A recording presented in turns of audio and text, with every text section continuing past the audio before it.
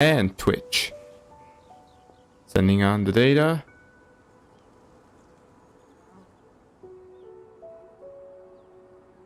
Boom. We are streaming on YouTube, people. We are streaming on YouTube. Navigating the world is a whole lot easier with a few different identities to choose from. Need me to come up with some for you?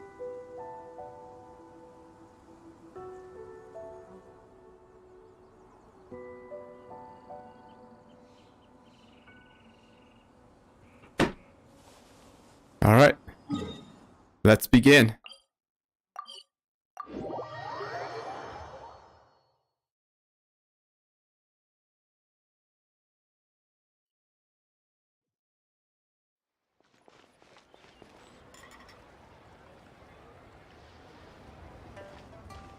Paimon votes we go say hi to Xiangling first.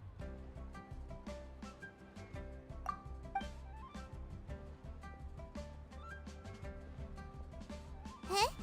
Xiangling? What a pleasant surprise meeting you here! Oh?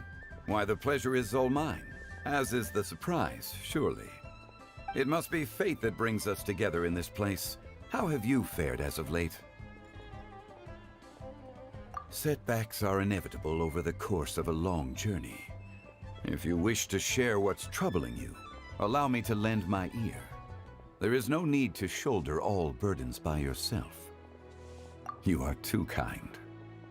So, Xiangling, are you here to listen to stories over tea again? I had originally planned to set out after this last round of tea. However, I had planned to take a walk to CHIMES village and gather some nascent bamboo shoots, which are currently in season.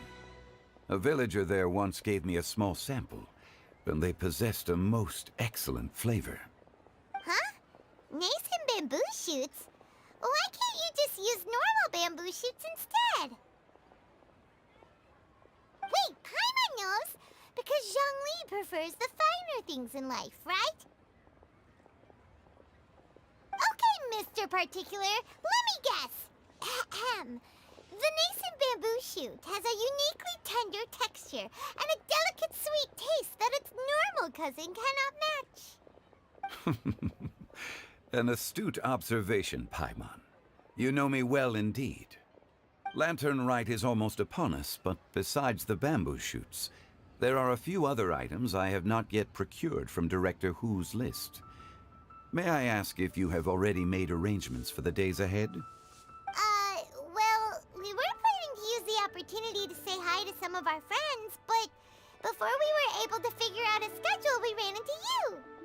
Well then, might I invite you to imagine the sheer delight that is a soup cooked with the freshest nascent bamboo shoots in all the land. Generous cuts of pork belly and crisp, fragrant bamboo shoots placed together in the pot and left to simmer slowly for half a day. You're doing this on purpose, aren't you? Paimon's onto your plan. You just want to hoodwink us into fetching your bamboo for you. Why, I assure you, I would do no such thing. I merely wish to inform you of the freshest, most succulent and flavorful bamboo shoots one could ever hope to taste. Ugh. Let's go, Traveler. Paimon's taste buds can't take it anymore. Collecting a few bamboo shoots shouldn't take too long. Paimon has got to get her hands on some of that soup. Such fine specimens are indeed well worth the excursion. Very well. I shall leave the bamboo shoots to you. Should you have the good fortune to find some, please share them with me as well. See? Paimon knew he was just bamboozling us. However, there is no need to rush. The streets of Lille will be bustling with visitors and filled with all manner of celebrations during the festive period. By all means, go wherever your interests lead you. The nascent bamboo shoots would be but a wonderful final touch to a most exceptional feast. What an honor it would be to savor them in the company of friends. We're heading out. Enjoy your walk, Young Lee. Take care now, you two.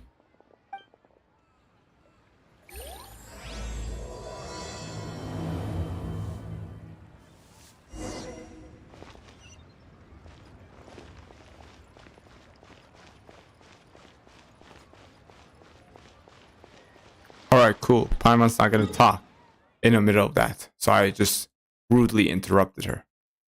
But we're gonna go get some bamboo shoots. Typical Paimon. Always getting bamboozled. Me, I'm going there for my own choice. Shoot, bamboo shoot, nascent bamboo shoot. Oh, this one's only just sprouted, and it looks super fresh. Paimon thinks this is the one. Nascent bamboo shoots. That boar always smacks me. Don't know why. These should be enough. Let's head back. Is that all? Is there more? Help! Help! Oh, there you go. Did you hear that? Someone's calling for help. Yow yow. Over there.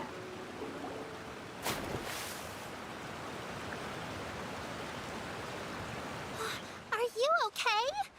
Did any water go down the wrong pipe?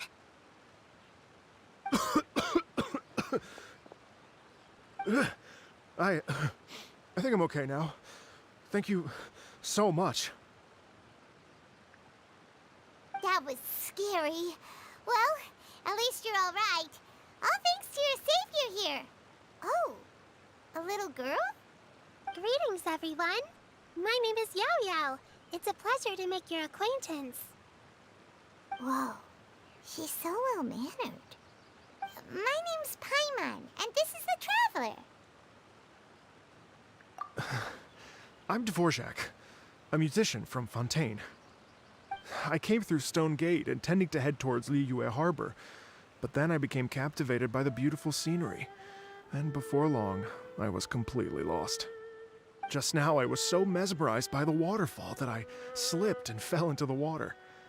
If it weren't for Miss Yao Yao's help, I shudder to think what might have happened. It's all right, Mr. Dvorak. The splashing around the bottom of the waterfall means the stone path is always wet and slippy. You definitely have to be careful. Next time you're exploring an unfamiliar environment, try to focus on what's right in front of you. Don't let your mind wander. As long as you watch your step, accidents like this won't happen anymore. Yes, ma'am. I understand. I'll remember to be more careful next time.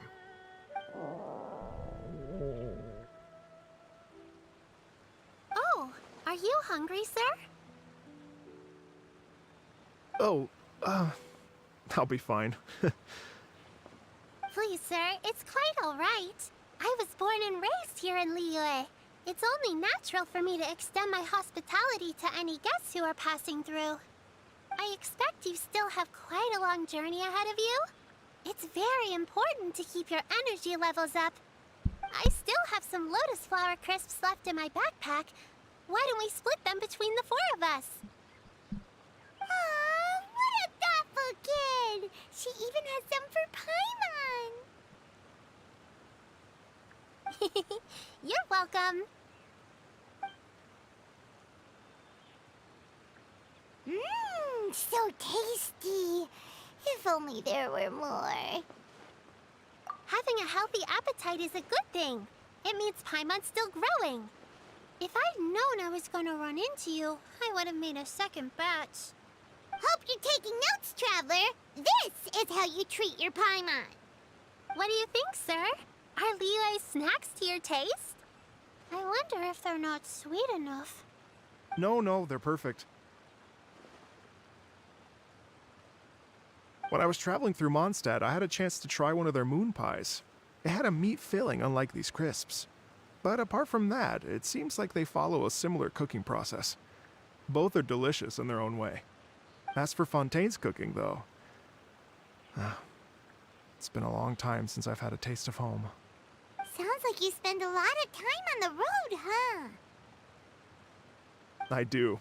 It's part of my job. I'm one of the main organizers of the Iridescence Tour. Iridescence Tour? The Iridescence Tour is one of the biggest music festivals in Fontaine. We're looking to expand, though. Our aim is to hold a festival in every nation. At least, all the main organizers share this goal. Unfortunately, it's a long story, so I'll spare you the details. But anyway, so the main reason I'm traveling all around Tavad is to promote our music festivals. But I have some personal reasons, too. Well, what are they? Just tell us already. Let me see. Well, to explain it in full, I'd have to start with a story from my ancestors. I don't want to take up too much of your time. Oh, I love listening to stories. We want to hear it too. Okay, then I'll start from the beginning. The story goes that my ancestor, who was also a traveler, once slipped and fell into a lake during his travels. As he was sinking and gasping for breath, he heard a wondrous tune in the air. They say it was the most beautiful, moving melody he had ever heard. Even in that life and death moment, the ethereal music seized his full attention and almost made him forget the fact that he was drowning. When he finally came to, he found that he had already been brought ashore. Not too far from him stood an unfamiliar woman with an almost divine aura. Once she saw that he was no longer in danger, she left without a word.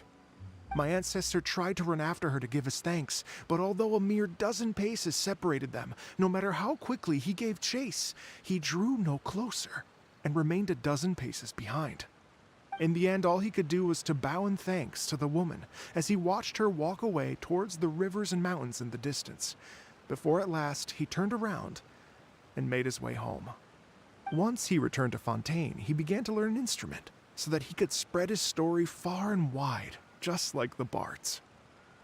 After generations of retelling, embellishing, and dramatizing, people have come to think of that lady as something like a fairy. The story's become something of a local legend in Fontaine. It's called the Lady Overlooking the Lake. People now say that if you go down to the lakeside and play an instrument, so long as you play a pleasing melody, you will hear a fairy lady who is hiding out of sight, playing along with you. Wow! Well, yes. As it stands now, it's become a touch too romantic and detached from reality. But I understand the original story and its historical grounding better than anyone else. I wanted to find out the truth of this tale. So I decided to retrace my ancestors' steps and search for that lady's modern-day descendants. Of course, there's no way of knowing where my ancestor fell into the lake all those years ago. So I always knew that the search would be akin to looking for a needle in a haystack. I've spent many years on the road now, and I'm nowhere near as fit as I was in my youth. The wish that I've spent half my life chasing after has now become something of an obsession. Well, I haven't lived half of my life yet, but still, I understand how you must feel. Paimon too! It's like... imagine if you saved the center of a lotus flower crisp, which is the best part, by the way, because you wanted to eat it another day. But then suddenly, sploosh! It falls into the water, never to be seen again! Paimon would definitely remember that for the rest of her life. There's no need to feel sorry for me. I've made some progress over the years. For example, I've concluded that the story must have taken place in Liyue. Oh, so you finally found a lead? Yes, in fact, that's an intriguing story in and of itself. I'd always known that Mondstadt is the city of song and freedom, but more recently, I heard that the Animal Archon returned to Mondstadt for a festival in the fall, and learned that he himself is a patron deity of music. So I prayed for the Animal Archon's guidance in the Mondstadt Cathedral, and as soon as I set foot back outside the front gate, I noticed a cluster of leaves being blown in the wind further and further west, towards Stone Gate. A friendly local told me that this meant the wind was guiding me in the direction of Liyue, so I followed their advice and made my way here. Right? You get it. I knew I'd find someone that agrees with me eventually. Are you sure? It sounds a bit too much like one of those fake legends told by those treasure hoarder guys to scam gullible grannies from Chingsa village. Rex Lapis has returned to the world. Just give me some incense and a little more towards the travel fees, and I will pass your gift on to the Lord of Geo and ask him to keep you and your family safe and well. And so on and so on. Don't worry, Yao-Yao. We have a lot of experience with deciphering omens and stuff.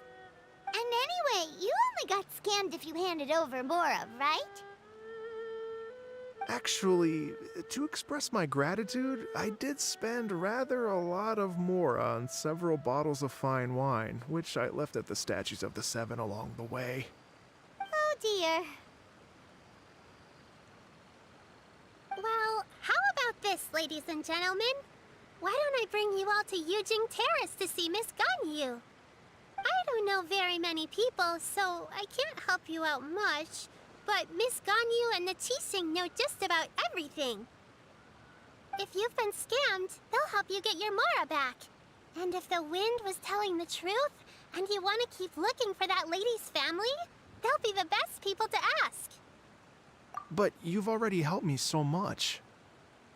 Well, I was gonna take some new medicinal herbs and plants I picked to Miss Ganyu anyway, so it's no trouble at all. You know what? It's been a minute since we saw Ganyu too. It should be nice to pay her a visit before Lantern, right? All right. Well, my sincere thanks to you all. I will never forget your kindness. Okay, everyone. Please follow me. I'll be your guide. Remember to watch where you're going, okay? Uh-oh. Paimon's out of a job. Oh well. Paimon will just be a cheerleader instead.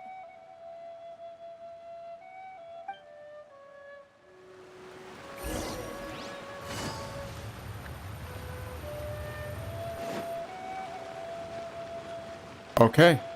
That guy from Fontaine had some really unique clothes. Like, really unique. Like, they're finally branching out from, like, everyone looking similar. And he had a guitar, too. I think that was a guitar. It looked like a guitar. Let's say it's a guitar. So, yeah. Get to see Ganyu. Can't believe we get to meet Ganyu again. So yeah, we'll just head down and yeah, Paimon cheering us on like the cheerleader that she is. Not much of a guide.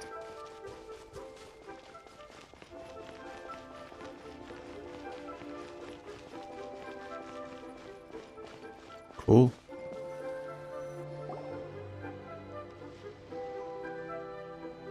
Wow. Liyue Harbor looks very different from when I came last. It's almost as if I'm listening to the same melody, but with a richer timbre and new variations added. Well, we are here during Lantern Rite after all.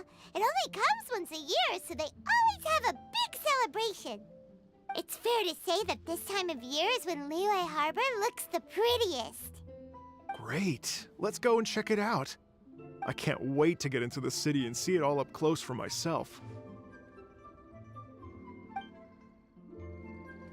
The streets are breathtaking. Smiles and laughter everywhere I look. It's contagious. I can almost feel the music in the air. I have the urge to start waving my conductor's baton. I'm glad that you're enjoying the city.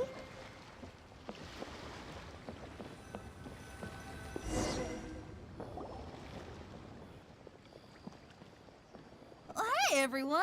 Fancy meeting you all here. What a nice surprise.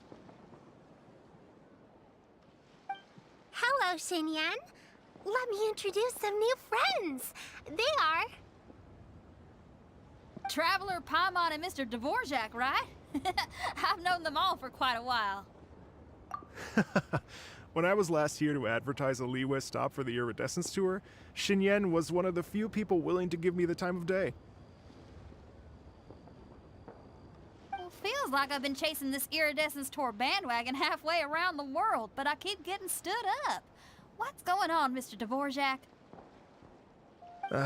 I'm so sorry, Xinyan. We've had a string of terrible luck recently, and every time we've tried to put on a show, something or other has come up to stop our plans from materializing. Is that right? I guess it can't be helped.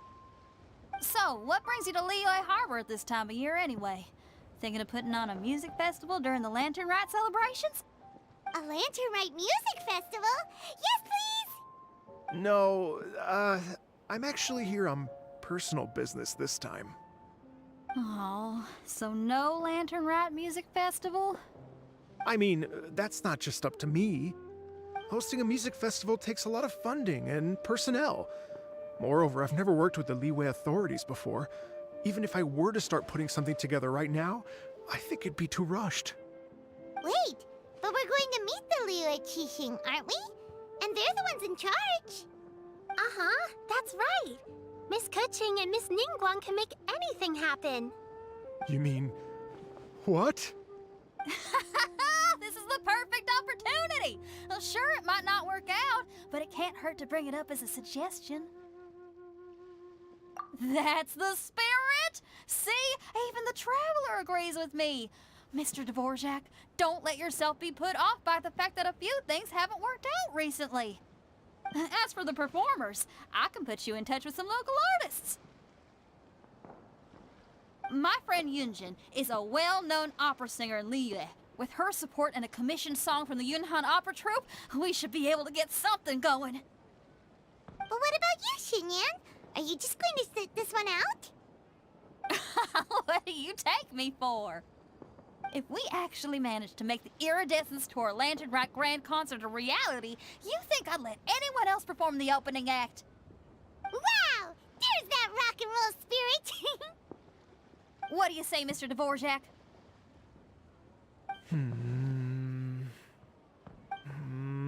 Okay. I'll give it a shot. But the opening act is not something to be chosen lightly, Xinyan. I will judge your work by the strictest of standards, so please make sure you are fully prepared. Are you kidding? I thought you'd never ask. Whew, guess my shopping time's getting cut short. I'm gonna head back right away and start working on this. Yao Yao, if you run into your senior on the way to the Qixing, please send her my regards. Okay, I promise I will. Good luck with your music, Xinyan. You've got this, Xinyan! So about the senior of yours Xinyan mentioned just now, is that anyone we know? Yes, it's Xiangling. She's mentioned you two before. Xiangling's always thinking about cooking. Whenever she gets scrapes or burns, she just leaves them to heal by themselves. She definitely needs someone around her to look after her. I know you must have looked out for her a lot too in the time you've known her. So, thank you for that.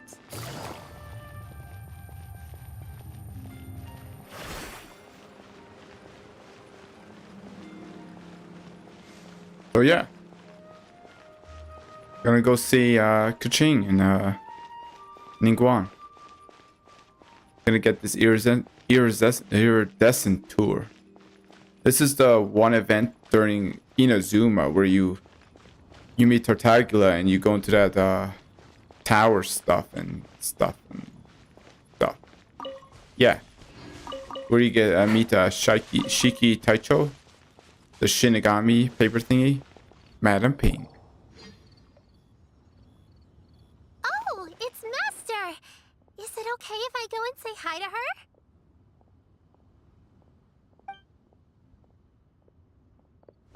Oh, calm down now, dear. I'm not about to run off anywhere. I'm not a bundle of energy like you. I haven't seen you in days, Master! I've missed you. Oh, bless you, Yao Yao. You do say the sweetest things. Ah, look who it is. Visiting friends during the Lantern Rite, are we? You're half right, Madam Ping. We were also trying to help out Mr. Dvorak over here. We were on our way to take him to see the Qixing. Hello, ma'am. I am a musician from Fontaine and an organizer of the Iridescence Tour. I don't suppose you've heard of it. Master! The Iridescence Tour is a super famous music festival! Oh, an old lady like me wouldn't know much about that sort of thing. A music festival, you say? It sounds terribly exciting. Oh, right! Madam Bing, how would you feel about that? You're an elder of Liyue, and you know all about Liyue's cultural traditions. Hearing your thoughts would definitely help us figure out how best to approach it. For example, do you think it might be a bit too modern, or is there any other issue? Why, not at all. Music pays homage to history and culture, and it can also be a bridge between different civilizations. Times change, and the music enjoyed by the youngsters of today is no doubt very different from the tunes I was accustomed to in my youth. Nevertheless, all fine things in life can be appreciated. And so, I look forward to it immensely. Hear, hear. I do believe that, my own dear grandmother aside, you are the wisest old lady I've ever met. Goodness gracious, you're all being suspiciously sweet today. Yao Yao, whatever have you been feeding them?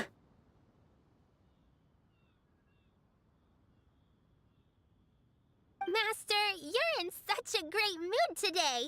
You're even cracking jokes with the rest of us. Oh, well, I'm sure you must have plenty to be getting on with. Yes? Run along now. Don't let me hold you up. Thanks, Madam Ping! We'll see you again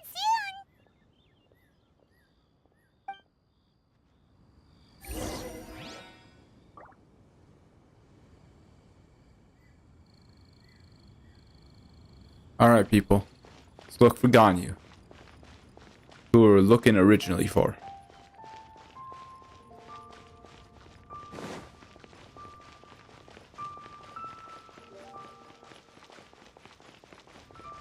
Ganyu!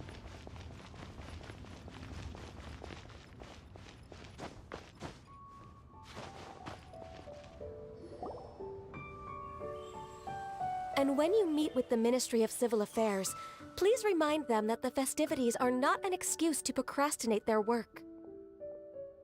Understood, Miss Ganyu. I'll take my leave now.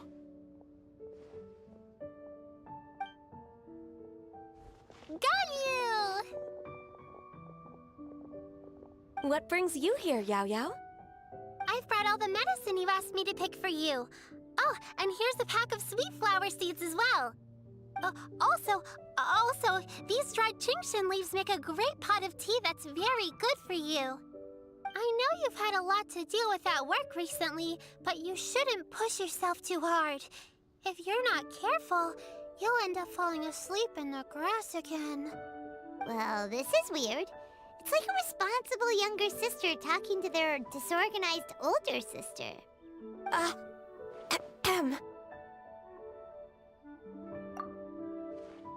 Thank you, but Paimon's criticism is quite valid. I do have a tendency to neglect matters outside of work, and that's something I should improve on. Oh, my apologies.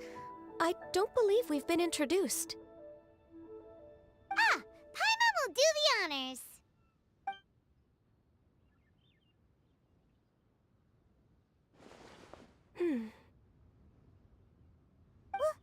What's wrong? Did Paimon go over everything a bit too fast? It's definitely an ambitious plan.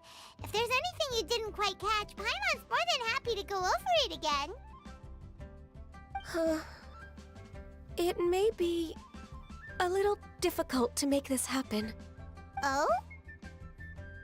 Well, the Lantern Rite is the most important festival of the year. Our celebrations must not only be visually spectacular, but also appeal to the tastes of Liyue citizens from all walks of life. The Iridescence Tour is relatively unknown in Liyue. It's difficult to predict how a brand new show will be received. It would be quite risky for us to bet everything on this one music festival. All very valid points. I completely understand. Therefore, we will not replace or cancel any of our pre-existing program. However, I will submit a proposal requesting to put the Iridescence Tour special performance as the final act of this year's festivities. Some live music will certainly add to the festive atmosphere on the night of the Lantern Rite. As for the venue, let's reserve a space at the docks. Yes, my thoughts precisely. Now I just need to take some time to give this proposal some polish. As long as I clearly lay out the pros and cons, and highlight the key points of the proposal, given that Ping and the Traveler have both given the idea their blessing, I'm confident that Qixing will be sure to give it serious consideration. Mr. Dvorak, I will need to discuss with you the number of musicians who will be coming to Liyue, as well as their catering and accommodation requirements. Oh, yes, certainly. Let's step to the side and discuss further.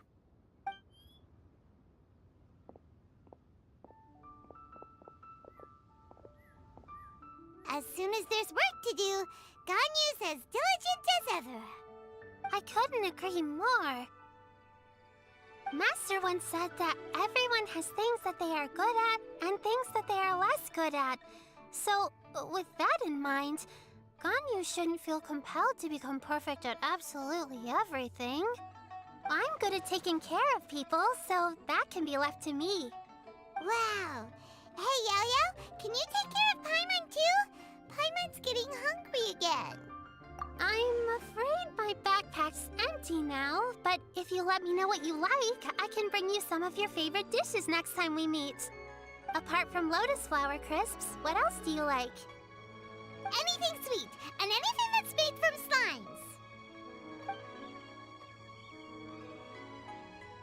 slimes. Here's what I've drafted so far. Anything else you want to add? No, this is excellent. I'm racking my brains, but I don't think you've missed a single thing. Perfect. Then we'll leave it as is. I'll go make an official copy. Oh, perfect timing. We were just wrapping up our discussion here. Not at all. Every second counts for a complex proposal such as this. I will inform the Qixing of this development immediately. Please give me a moment to pass on the message.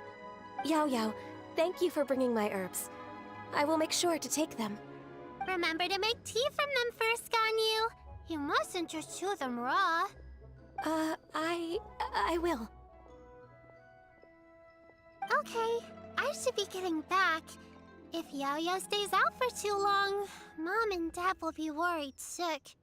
Everyone, I'm sure that the music festival will go off without a hitch, so don't worry. And in case I don't see you before, I wish you all a very happy Lantern Rite. Thank you, Yao Yao. Happy Lantern Rite to you, too. We should go get dinner together sometime!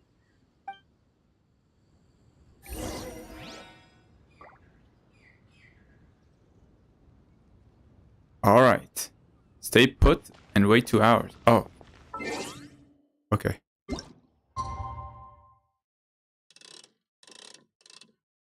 Two hours. Exactly. Though the clouds may darken and light turn to gloom. Greetings, Traveler, Paimon, and Mr. Dvorak. Call me Kuching. Ganyu has brought me up to speed on everything. I'll get straight to the point. The Qixing have approved Ganyu's proposal. Over the next few days, I will be working with Mr. Dvorak on behalf of the Qixing to facilitate the organization of this concert. Yay! That's awesome! Please. The Qixing have a duty to deal with matters such as these. We have merely moved things forward to the next step. On a more personal note, I am an avid supporter of all things new and innovative. As such, it is my privilege to work with you on this exciting project. Thank you so much, Kuching. I'd become quite discouraged after our recent failures and was expecting the same outcome once again, so I didn't dare to get my hopes up. Never in my wildest dreams could I have imagined this going so smoothly. It's like a dream come true. Right. Time for me to call in the performers. To stage a concert at a high-profile event like this is a rare opportunity. We'll make sure it's a night to remember. Yes! Our music band's finally getting fired up! Yes, indeed. I know exactly what I'm doing from here. For a musician, music will always be the language they are most fluent in. Oh, that. Well, that can wait for another time. Oh, Ganyu? What's wrong?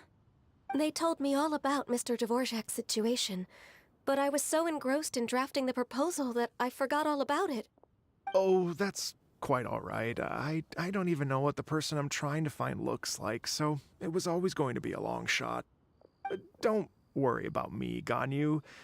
Your time and energy are needed elsewhere. I'm sure you already have plenty to deal with between this concert and everything else going on during the Lantern Rite. Thanks. It was just that I had a few initial thoughts when I heard your story. For instance, I wonder if this lady your ancestor met might have been an Adeptus. What do you think? To tell you the truth, Mr. Dvorak, I am somewhat related to the Adepti myself. I am part human and part Qilin. The Qilin is an illuminated beast. I know how important your quest to get in touch with your roots must be to you, because I've been there myself before, trying to find out where I belonged. Did you say the Adepti? And you're illuminated beast? Part Qilin? Are you telling me all the rumors of the Liyue Adepti are real? So it's not just artistic license? You bet they're real! Trying to track them down is tough, though. Like Julian Karst itself. There's nothing specifically stopping you from going there, but getting in and out of there is quite an ordeal. Yes. Anyway, if you're looking to uncover a lost melody or shine light on a forgotten aspect of Liyue's cultural history, I'm probably not the best person to ask. But if it's a person you're looking for, then I just might be able to help. I see. I think I understand the situation now. In that case, Ganyu, shall we divide the work between us? Yes, that was also my thought. Great. So Mr. Dvorak and I will concentrate on things here in the city to make sure the concert goes according to plan. In the meantime, Ganyu will reach out to her network and try to find the person he's looking for. How's your workload at the moment? Will you be able to make time? I can probably get through everything in 2 days, as long as I don't sleep. Wait, what do you mean as long as I don't sleep? Even for someone with illuminated beast blood in their veins, working for such an extended period without a break will take its toll on your health. Somehow that does not sound persuasive coming from Kuching. Be it but 3 moons from the start, he who returns is not he that departs. Even I know the importance of maintaining a healthy work-life balance. In that case, 3 days. All right, I can work with that. If you have the time, would you join me for this search? You're well known to many of the Adepti and respected among the people. I'll feel much more at ease with your company. Okay, then let's meet back here in 3 days. Watch this space, Mr. Dvorak. We'll get to the bottom of this. You're all so helpful and kind. I just... Just think. Imagine if we found the Adeptus lady, or one of her descendants, and got them to come to the performance. Wouldn't that be amazing? It'd be such a happy reunion. And that's exactly what this festival's all about. You're right. Okay, I'm gonna pull out all the stops to make this Lantern Rite a true extravaganza. We should probably get going. Mr. Dvorak, could you come with me to confirm the site? Ooh, we're coming too!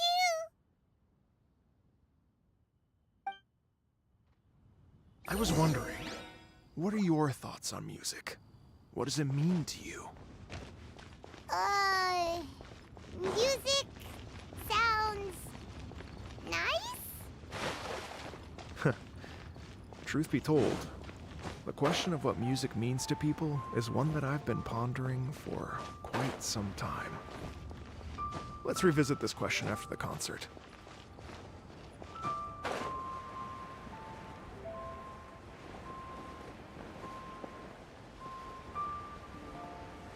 Definitely late to the game, but... oh, shit. That's awkward. I was gonna take a picture of that, but... whatever. Lady Yuhang?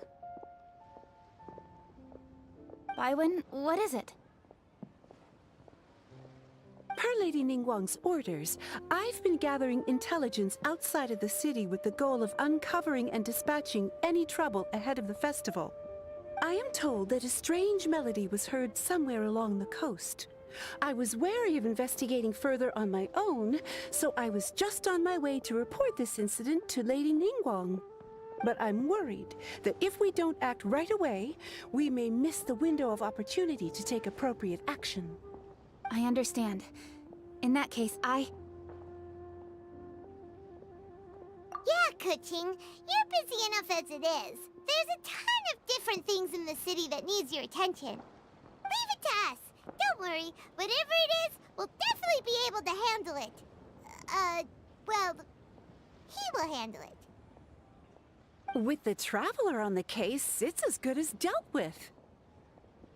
Thank you. This will be a great help. I will inform Lady Ningguang about the situation. Once it's resolved, please come and find me again at Yujing Terrace and let me know. Will do. And say hi to Ningguang for us. you have my thanks too. Stay safe and come back as soon as you're finished. Good luck.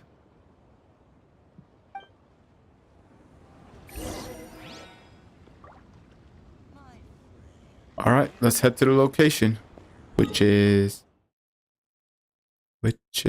over here. Okay. Solid.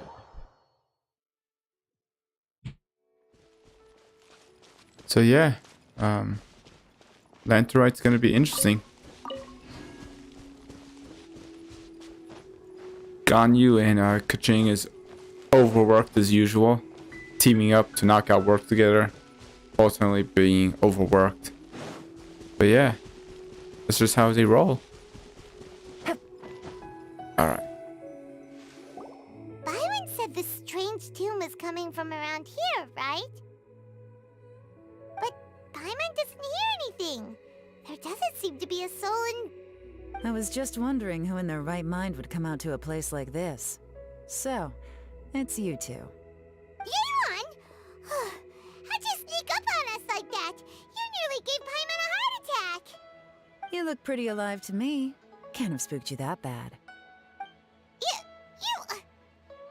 Fair enough. Ah, you're here for that too? Saves me a bit of explaining. Come with me. I've already reconned the perimeter, so we should be safe. Alright, Yelan. I'm Yelan as well. Just become Kazuha for this. Alright. 3 clues. The door. The doors and the windows are all fine, so there definitely wasn't a break-in.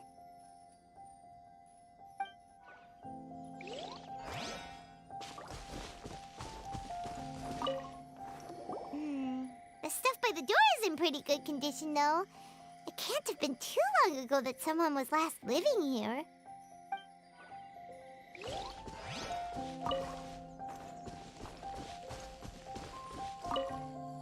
This place is completely empty. There's nothing valuable left here at all.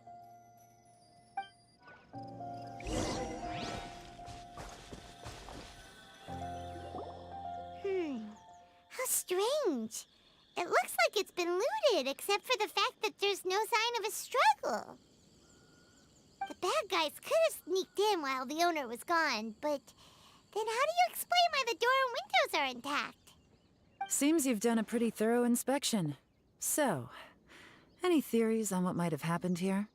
Yelan, you didn't hide some of the evidence from us on purpose, did you? Why would I make this more difficult for you? We're on the same side here. Okay, well... Paimon gives up then. Paimon's got nothing. What about you? Give up as well? Yep. It's not obvious at first sight, that's for sure. To be honest, I was only able to put it all together because of some background knowledge about this area. A long time ago, there used to be a group of bandits in the Liyue countryside who would sound a horn every time they were about to raid a village. But it wasn't a rallying cry to rouse their fellow men. It was a disconcerting tune, meant to intimidate the weak and warn them of their impending doom. To escape with their lives, the villagers would abandon their homes and flee overnight, taking only their most valuable belongings with them. Everything else was left behind. The bandits were eventually brought to justice, but the fear and trauma remained in the villagers' hearts. Whenever they heard that melody, they would feel like their lives were in danger once again, and flee immediately. The culprit of this crime exploited that very fear to get access to this house without having to force their way in. Whew! That's quite the story. The victims obviously will have gotten quite a fright, but at least they won't be in any great danger. The important thing now is to find this copycat criminal. On any other day, that'd probably be a good idea. Unfortunately, it's not gonna work today.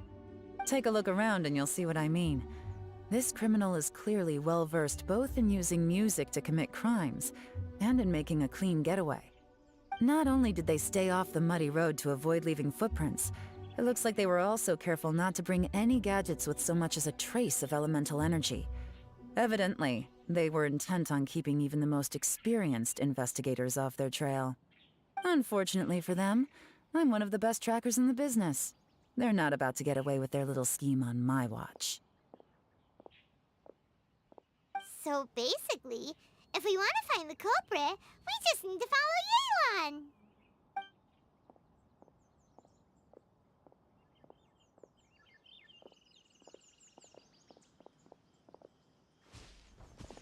Mm-hmm.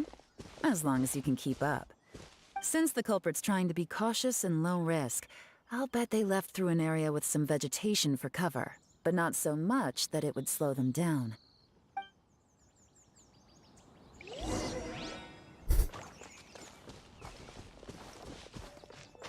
All right, let's go.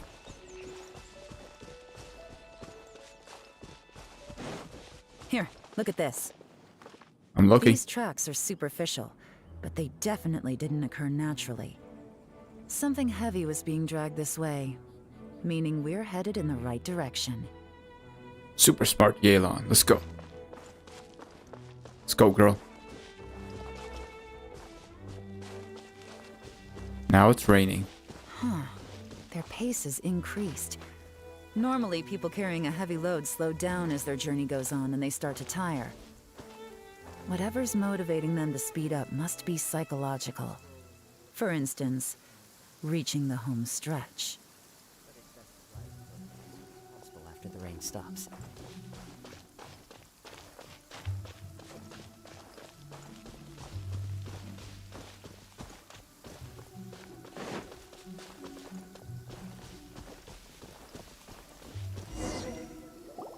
There they are! Look! A treasure hoarder tent! Ugh, not the treasure hoarders again! And so close to Lantern Rite, too! 'Tis not the season for their antics! Come on, let's round them up. Easy win. The wind knows me.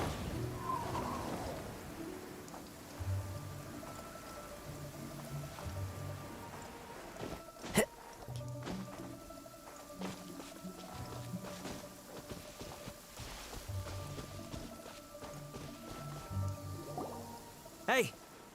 Who are you? Where did you come from? The evidence is conclusive. Okay, confess and we'll go easy on you. My patience is running low, so why don't you do us both a favor, You kidding me? You think I'm scared of you? Perhaps not, but you should be. Busted! Take it easy. Curses. Seems like you're not all talk after all. There's no going back now. Better up my game. Mercy! Have mercy! Oh, it's a little late for that. I've come this far, I might as well finish the job. I surrender! I surrender, please! I'll do whatever you say. Please have mercy. Tell us everything. You have one chance, and I'm warning you. Don't make me ask twice. I won't, I swear.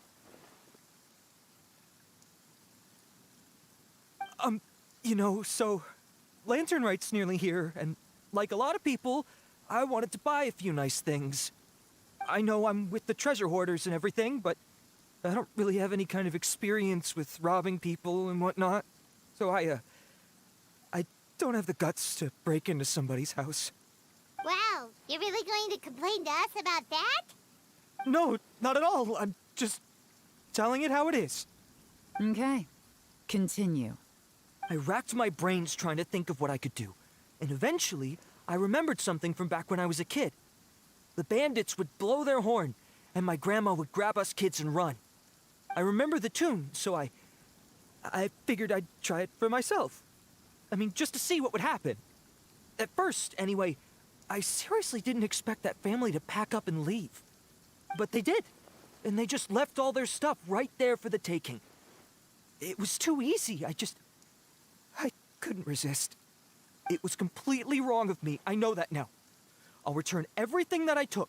It's all still in perfect condition, and it'll be like it was never gone. Please, give me a chance, huh? Let me make it right. Give you a chance, huh? Sounds to me like you'd rather strike some kind of a deal than spend Lantern Rite behind bars. Yes? Yes? You know how to bargain, I'll give you that. It's just a pity that you didn't confess at the first opportunity. You'll have to take a walk with me. Once we've returned the goods, we'll find the owner of the house, and you can apologize to them in person. After that, I'll escort you to the Ministry of Civil Affairs. Yes, ma'am! You know, as a former victim of this kind of crime yourself, I doubt anyone understands the fear you inflicted quite as well as you do. Does your greed matter more to you than your fear? More to the point, if you can play a tune from memory, don't you think you should be capable of making an honest living? You mean... That's enough hints for you. You'll have plenty of time to reflect on all of this yourself. There's not much left to wrap up, so I'll take it from here. Guess this is where I'll say goodbye. What is it? Is there something else?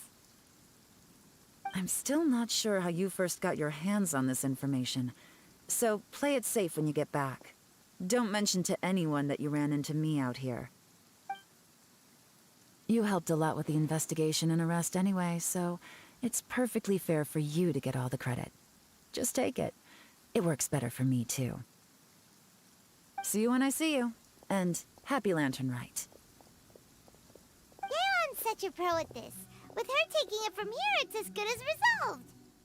Whoosh! Random event, a strange melody, complete. Although, it's kind of a shame that we never got that treasure hoarder guy to play the melody again. Right? How could anyone not be? When we were chatting with Mr. Dvorak, music seemed like such a positive thing. And most music is, right?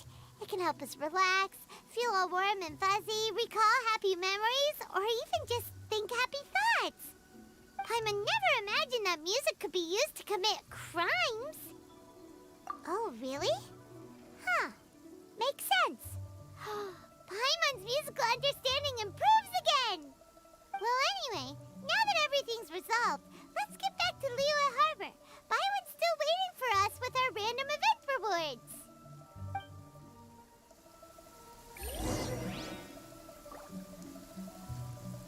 When Yelan whispered behind my ear, I was getting kinky vibes over there. Like, holy. Holy.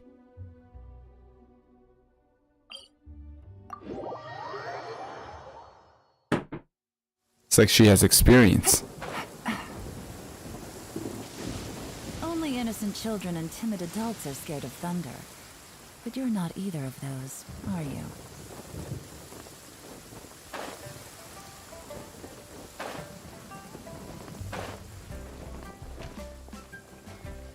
Here we are.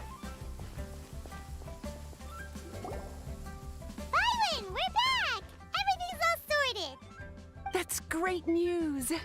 Oh, please wait here a moment if you would be so kind.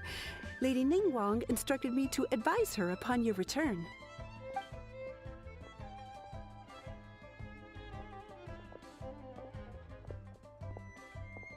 My greetings to both of you. Long time no see. No need to be so formal with us, Ningguang. We've known each other for a long time now. You must be super busy with all the preparations for Lantern Rite. Don't mind us. On the contrary, I think it is those that I have known longest to whom I should extend the greatest courtesies. Alas, on a different day, I would invite both of you inside for some tea and a brief respite from your travels. But you're quite right. Trivial matters aside, there's no escaping the fact that we have a grand concert to organize. Once the performance itself is over, we'll then need to invite the representatives of the Iridescence Tour for a discussion on future collaboration opportunities. The financing arrangements alone could well entail many rounds of discussion. Simply put, there will always be work to do. Whoa, you're already thinking that far ahead? Well, we can discuss more current affairs if you'd prefer. I trust you saw this year's Mingxiao lantern at the docks when you arrived at the city? Yeah, it looked like a goose. Which Adeptus is it modeled on this time? Sea Gazer. I believe you're familiar with the name.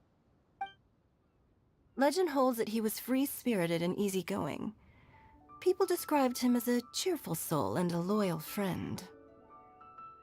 On this marvelous lantern rite, we pray that the fallen heroes may be guided home.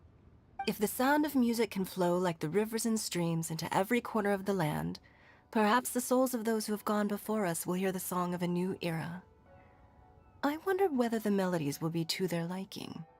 Oh, they're gonna love them. Paimon's sure of it. At least, if the guy you mentioned is anything to go by, the Adepti and heroes of the past sound like a positive and free-spirited, cheerful bunch. They're sure to be open to new music. Well, let's hope so.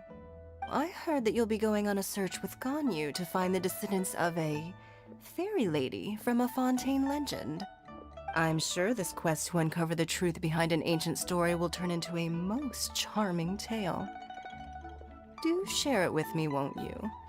I couldn't bear to miss out.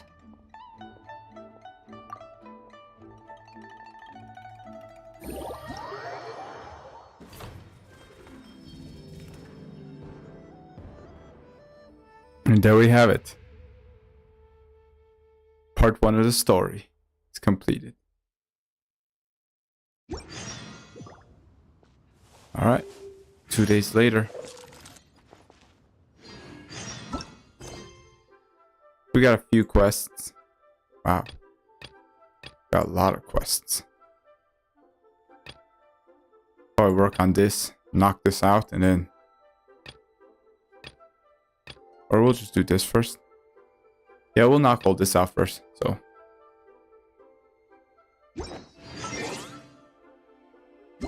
2 days later.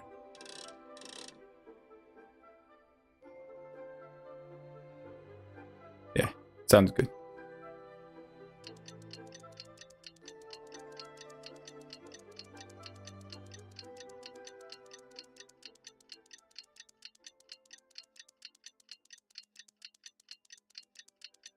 This lantern, right?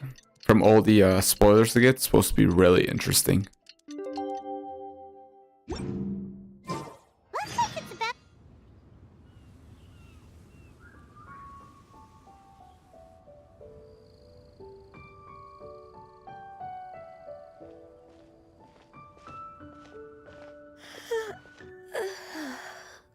Greetings, Traveler and Paimon.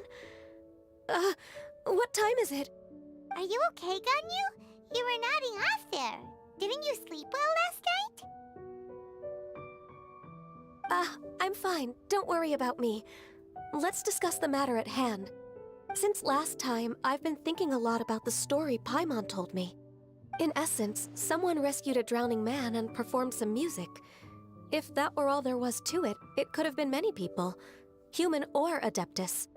But the tune was allegedly so wonderful that the drowning man forgot about everything else, even his own impending death, and only came to his senses after being brought to shore.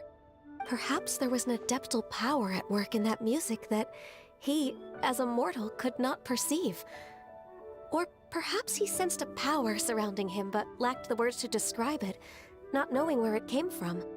Either way, if this part of the story is true, then the rescuer has to have been an Adeptus.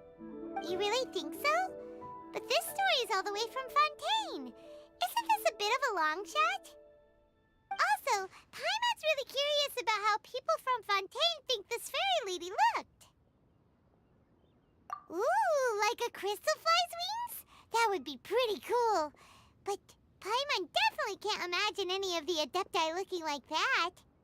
Actually, Ganyu, if you had to save a drowning person, how would you go about it?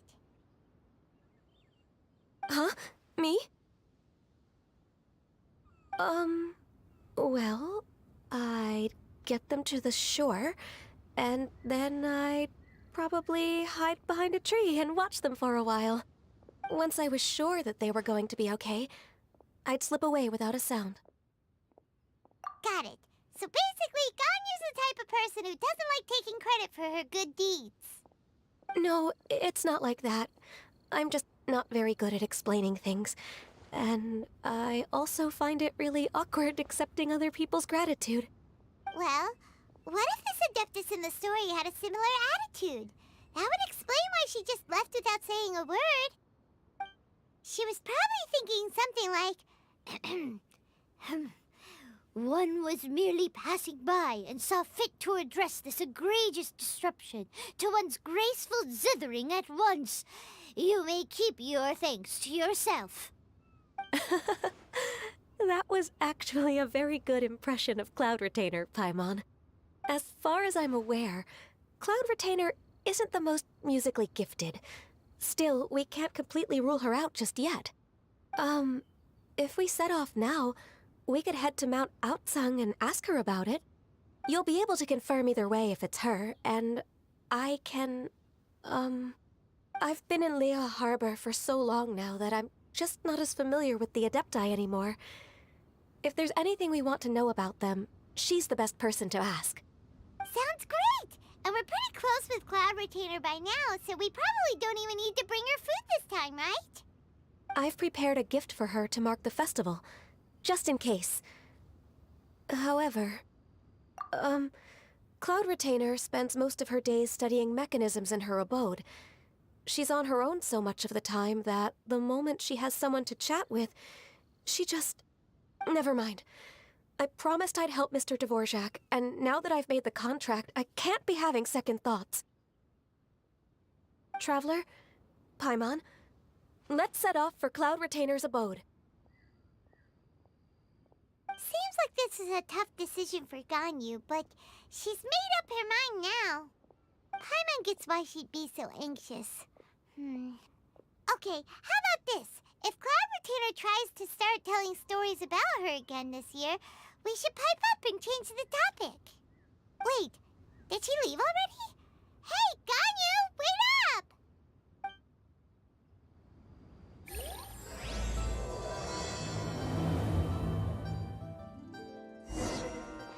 Nah, if she starts talking about Ganyu, I want to know everything about Ganyu. So I'll be like, yeah, no, carry on with the story. Like, no, Ganyu will listen to. I think it's like somewhere over here.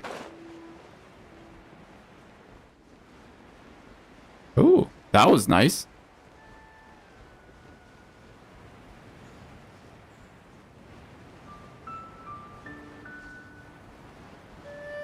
Yeah, this is gonna be a long quest.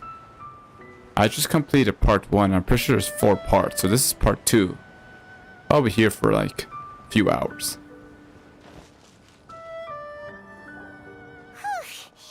Paimon's so tired from trying to keep up.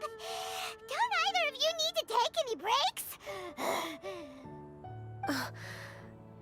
I can't believe it. Cloud Retainer is not here. Huh? Did we miss her? She doesn't like to travel, so in the past, it's always been the other Adepti who come to visit her during the festivals. True. Now that I think about it, Cloud Retainer would be quite capable of taking care of anything on her own. There's no need to worry about her. Since she's not here, I guess the next step is to check all the other Adepti abodes, one by one. Uh-oh. Will it involve a lot more traveling?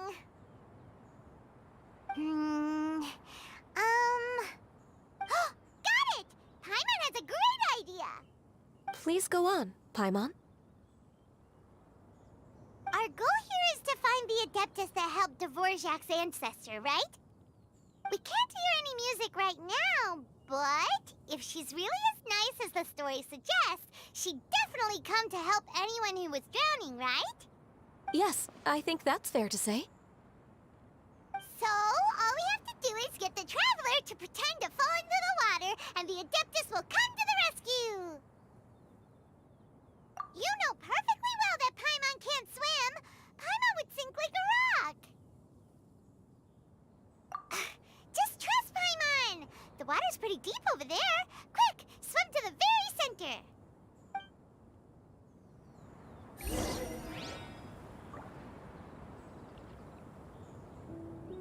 There you go. Paimon secretly trying to drown me. I'm telling you, Paimon is sus from the beginning. You know, I'm gonna roleplay this. Take this as well. Paimon's gonna drown me. I know Paimon's gonna drown me so bad. He's going to kill me. I'm going to die. It's over. Goodbye, fishies. Help! Help! Someone's drowning! If only there was a kind-hearted Adeptus here to save us! Oh no! Whatever will a Paimon do?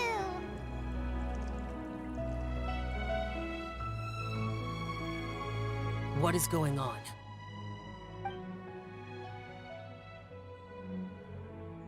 How do you feel right now? Shenhe! And the Conqueror of Demons!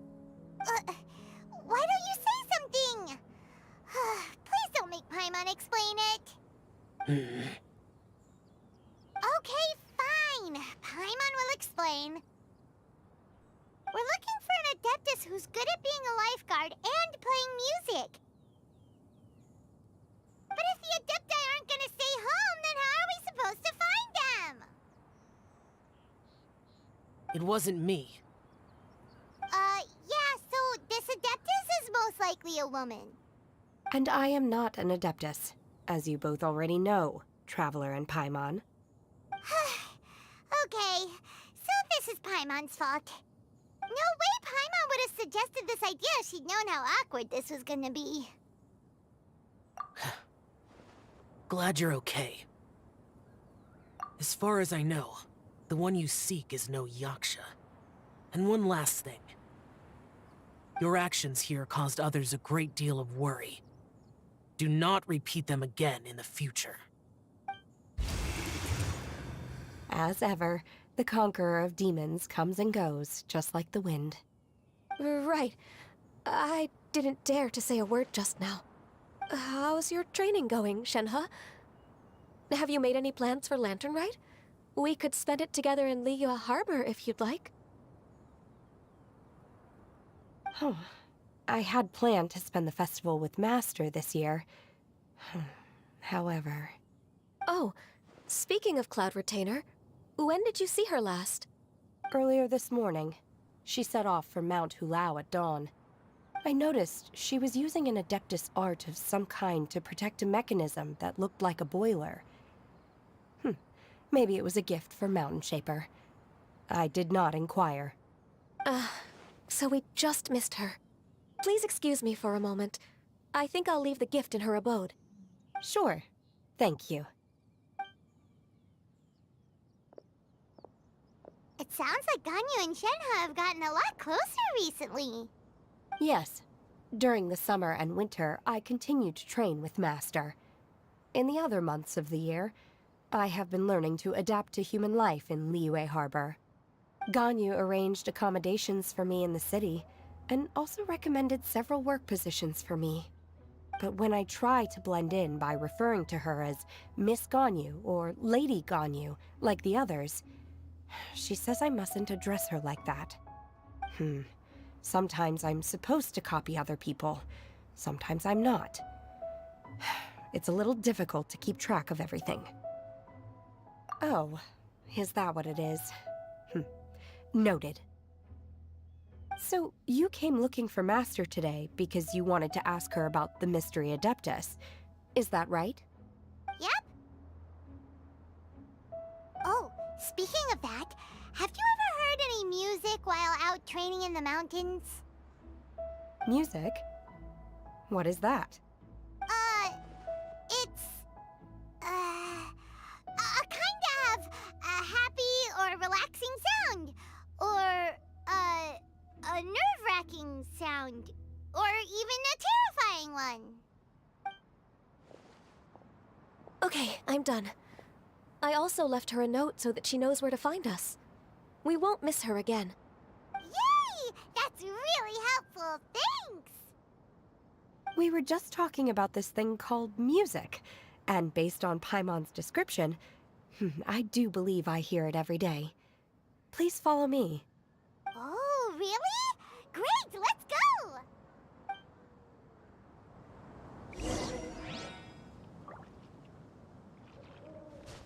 Shenhe doesn't know music. That's funny. Okay, we're going here. Tally ho! Or is it up here? No, it's like somewhere there. I'm gonna roleplay and I'm gonna be sticking with Traveler. I gotta climb up.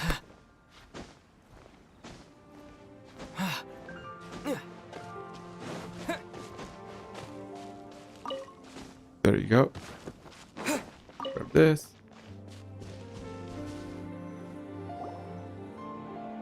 This is the place. I enjoy training here to the sound of music.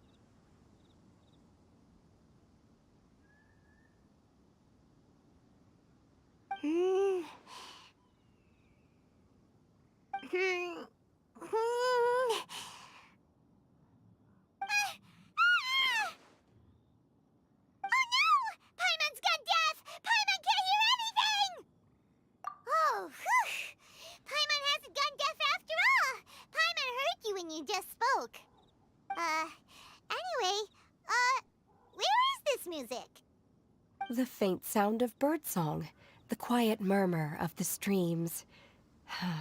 These are relaxing sounds. Are they not the music of which you speak? Oh, Paimon wasn't quite done with the description. Okay, fine, it's all Paimon's fault. What we're looking for are not the sounds of nature, but melodies played on special instruments. Oh, and a melody is? Huh? Hey, why don't you just sing that one melody Shen has heard before? It'll probably help her to understand what we're talking about.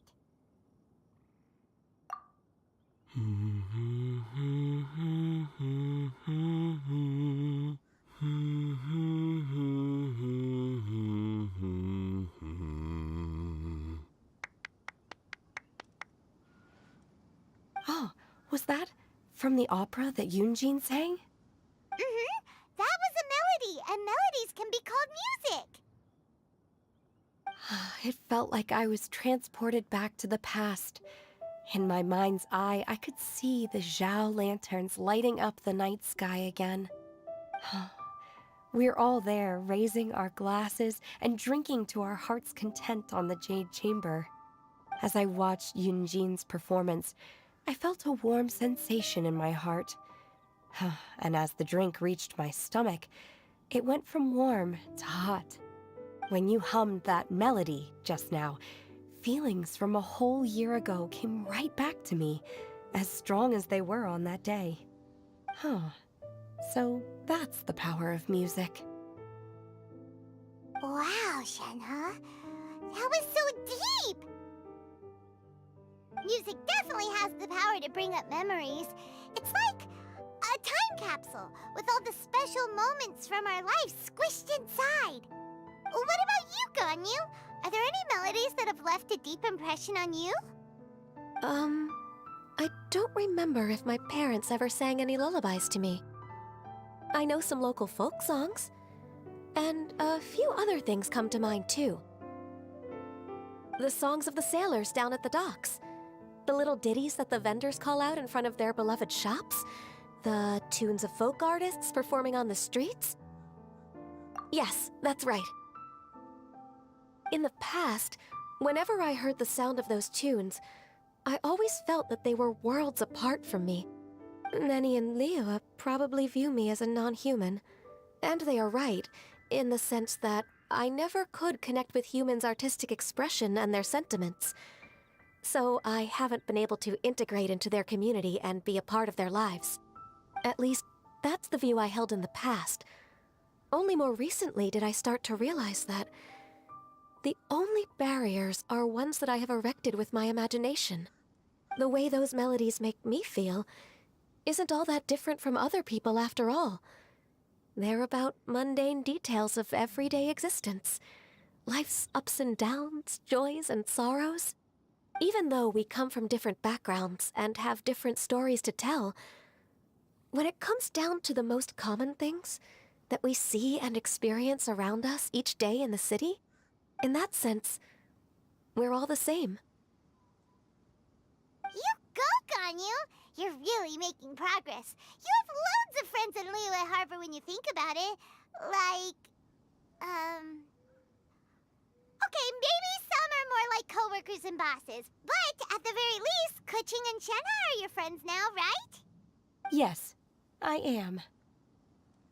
Technically speaking, we should refer to each other by the conventional forms of address used among fellow disciples. But now that I know what constitutes a friendship, I do believe we are more friends than co-disciples. Thank you, everyone. Once the days are warmer, I would like to host you at my home in the city. Please invite Keqing as well. I've planted many types of flowers. I'm sure some of them will be to your taste. You are too kind. I couldn't possibly. Nonsense. You are my friend. I have cultivated and cared for the flowers just as you taught me. Once you've seen them for yourself, I am sure you can advise me how to do an even better job next time. I will save some for decoration. We can feast on the rest. Then, thank you in advance. Wait, what is that saying again? If you insist? Do people say that? I'm not completely sure either. It doesn't matter, okay? You got the point across. No need to split hairs. Paimon's more concerned about your idea of a girls' night out. Eating flowers? Really? Does this have anything to do with you both being the disciples of that illuminated bird? Who dares refer to one not by one's Adeptus title, but merely as that illuminated bird? Master. Our greetings, Cloud Retainer. Ah! There it is! The illuminated bird has landed! Double humph. Now she has the gall to use it rather than she, even after being chastised once already?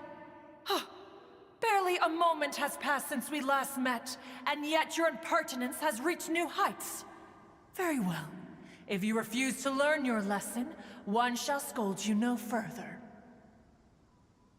One has received your message from Ganyu. On the matter of the Adeptus you seek, one suspects to know their identity. Well, shall one lead the way? I still have to complete my training for today, so I will bid farewell to everyone here. Very well. Await my arrival at one's abode later this night. On this special occasion, you should indulge yourself with some savory dishes. If you want to release a Shao Lantern, come and find us anytime. Thank you, everyone. Happy Lantern Rite to you too.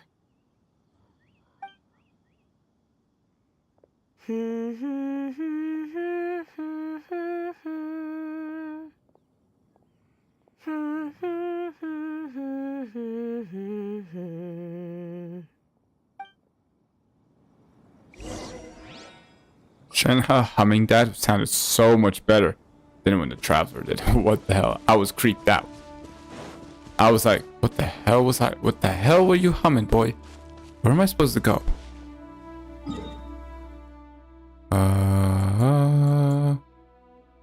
This location. We get to find out the identity. I have a feeling I know who it is. It's kind of smudge, but yeah. Let's go check it out.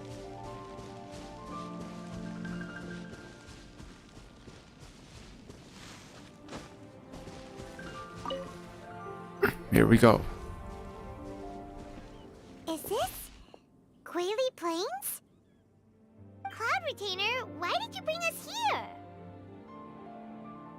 Ganyu is of course familiar with the name Guizhong, but have you ever heard of her? Guizhong is another name of Agentis, the god of dust. She was extroverted in nature and adored social gatherings and inventions alike. Long ago, this region was yet a prosperous assembly. Guizhong often invited her friends to visit her home, reserving for us seats around the largest stone table. Sea Gazer would always bring out his latest treasure and place it upon the table. He could be quite the braggart. Though usually a mild-mannered fellow, when it came to those collectibles he was so fond of, he always loved to show them off. Paimon remembers that name. So that's what Sea Gazer was like. He was an old friend and a former rival. One has many memories of him. Once he had brought out the treasure, it would predictably become the center of attention. Neither Guizhong nor one was content to let him just steal the spotlight. So we would then also present our proudest mechanical creations. As Adepti, we were each gifted in our own ways, and naturally proud of our accomplishments in our respective fields of expertise. As a result, one often quarreled with Sea Gazer. His treasures were not even of his own making. He just used his exploration skills to dig them out of the ground. How, pray tell, could he compare to me, when every single one of one's accomplishments were crafted by one's own hand? Cloud Retainer, you are getting competitive again. One digresses. Regardless, every time an argument occurred, Guizhong would come over to watch us during our mutual lambastics. On some occasions, she would join in, and on others, she'd take one of us by the limb and start uttering the most ridiculous nonsense. What kind of nonsense? No kind of nonsense were we spared.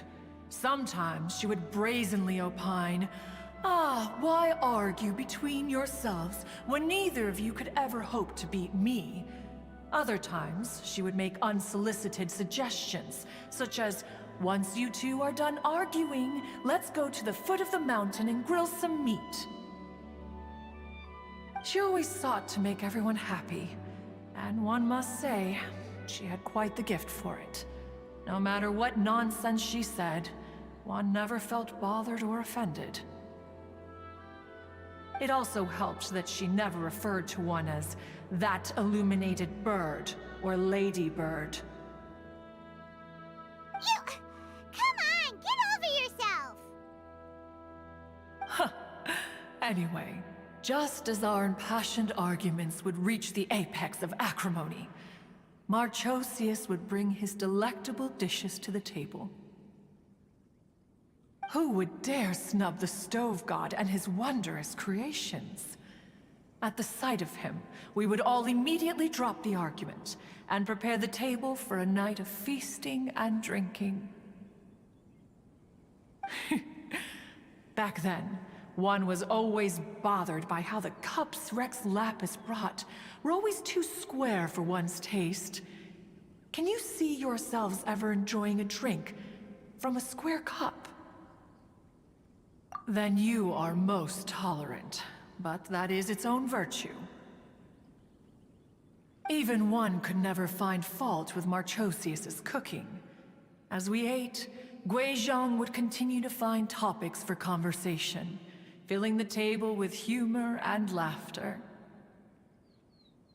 Each of those old fossils had their character flaws and points of obstinacy. So why was it that whenever we dined together, we always had a marvelous time? We would drink together from a spot high in the mountains, until the moon set and the sun rose, and only then would the banquet finally come to an end.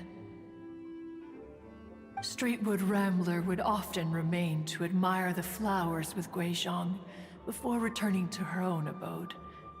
The glaze lilies were far more abundant back then. Entire fields of them would appear to the eye as a veritable sea of flowers. Streetward Rambler? That would be Ping. You probably know her as Madam Ping. Oh, okay. Wait, this is a lovely story and everything, but didn't we come here to find that Adeptus from Mr. Dvorak's story? Or are you saying that it was Guizhong? Didn't she, already, Alas, long has one avoided this place for precisely that reason. The sights here are a reminder of a time long gone, and evoke much sorrow. One should have guessed that you would disrupt one's poignant moment of mourning with your incessant questioning. No matter, one will share the whole story with you now.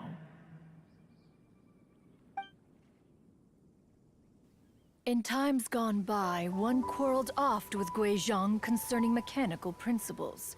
We each had our ideals, and neither would yield. Under the pretext of a social gathering, one invited the impartial Rex Lapis to judge the quality of our creations. But Rex Lapis declared that Guizhong's Obscuro Vulpus mechanism was superior. Though one was too proud to acknowledge it, in one's heart, one knew that Guizhong was indeed the superior talent in the mechanical arts. As for the story between Guizhong and Streetward Rambler, that begins with a certain bell. In Guizhong's opinion, while mechanisms were no substitute for human composers, they were yet capable of producing simple but fine melodies. But Streetward Rambler believed music to be an expression of the soul, an emotional enterprise that could never hope to be replicated by machinery. They argued endlessly, until one asked Rex Lapis to intercede. He confiscated the bell and designated it for ceremonial use. Thereafter, one would often find them convening in the mountains, discussing music, mechanics, and all the affairs of the mortal world. But these good times were not to last. War broke out between the gods, and soon engulfed the Guili plains. Guizhong was overpowered by the enemy, and fell in battle. When Streetwood Rambler and I arrived at the scene at long last, all that remained among the ruins was her lifeless body.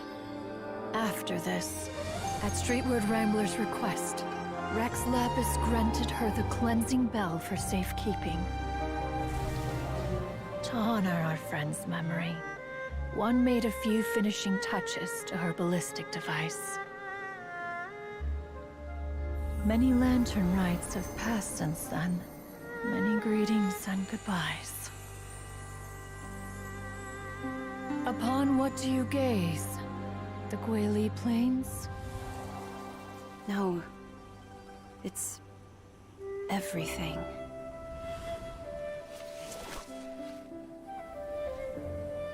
We think of human life as like a lantern that's lit one minute and extinguished the next.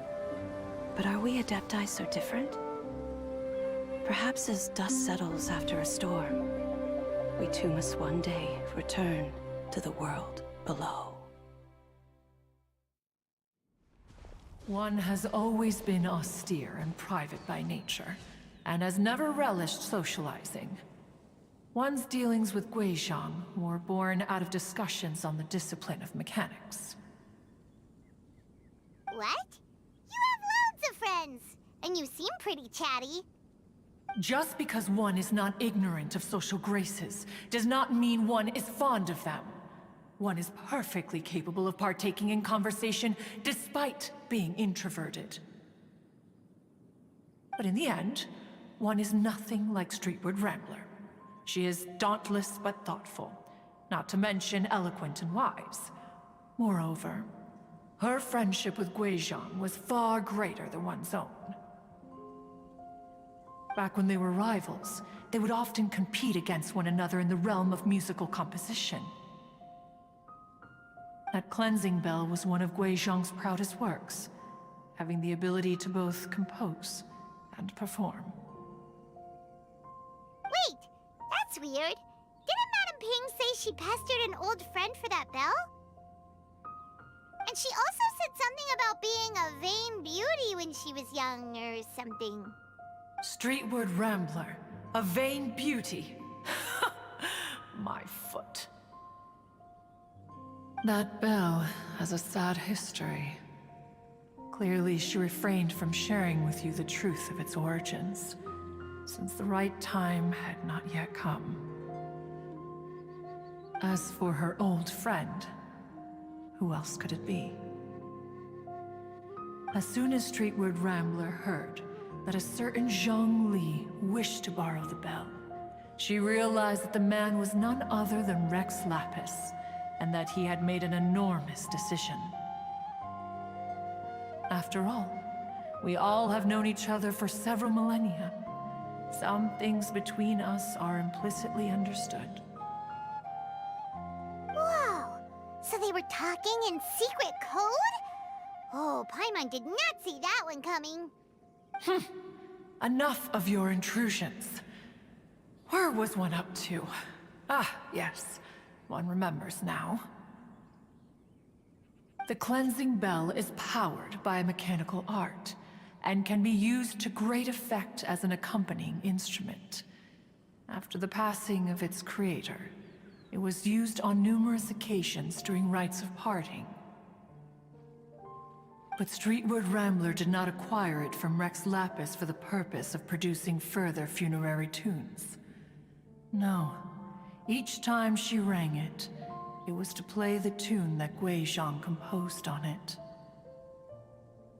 The two once clashed over their beliefs about the meaning of music. Who would have thought that with Guizhang's passing and Streetward Rambler's mourning, two tunes composed in discord would eventually become one harmonious composition?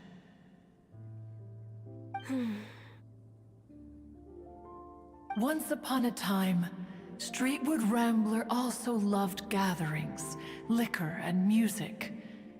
But after Guizhang passed, she preferred her own company. She could often be found sitting alone at a mountain summit, contemplating and reminiscing with her zither. The music would go from mournful to soothing to impassioned. Many years passed before she finally composed a melody to her satisfaction. In celebration, she played the tune to the clouds. Regrettably, one has only ever heard her play that tune once. Which brings one back to the matter you've been investigating. Perhaps it was during that performance that the ancestor of your Fontaine friend fell into the water and was saved by Streetward Rambler. But if she was so happy with the melody, why would she only play it once? One was also greatly perplexed by this.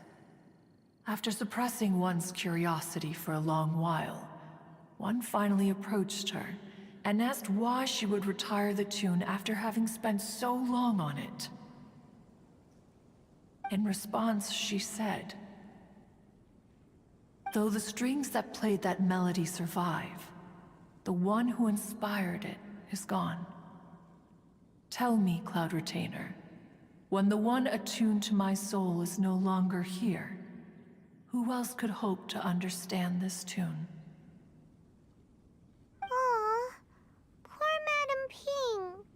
I just remember being taken care of by you when I was young. Once the Archon War came to an end, I stayed behind in Liyue Harbor to honor my contract. Although I met Guizhong a few times, I never knew anything of this particular story. Guizhong was quite the visionary, but tragically passed before her time. Her manuscripts still lie unfinished in the realm of clouds. Blank pages give one cause for contemplation on what might have been. Had you not decided to search for that mystery Adeptus, perhaps these stories, too, would have been lost to the sands of time. As of now, you know the truth. That the Adeptus who rescued the drowning man was none other than Streetwood Rambler. Do you intend to discuss this with her?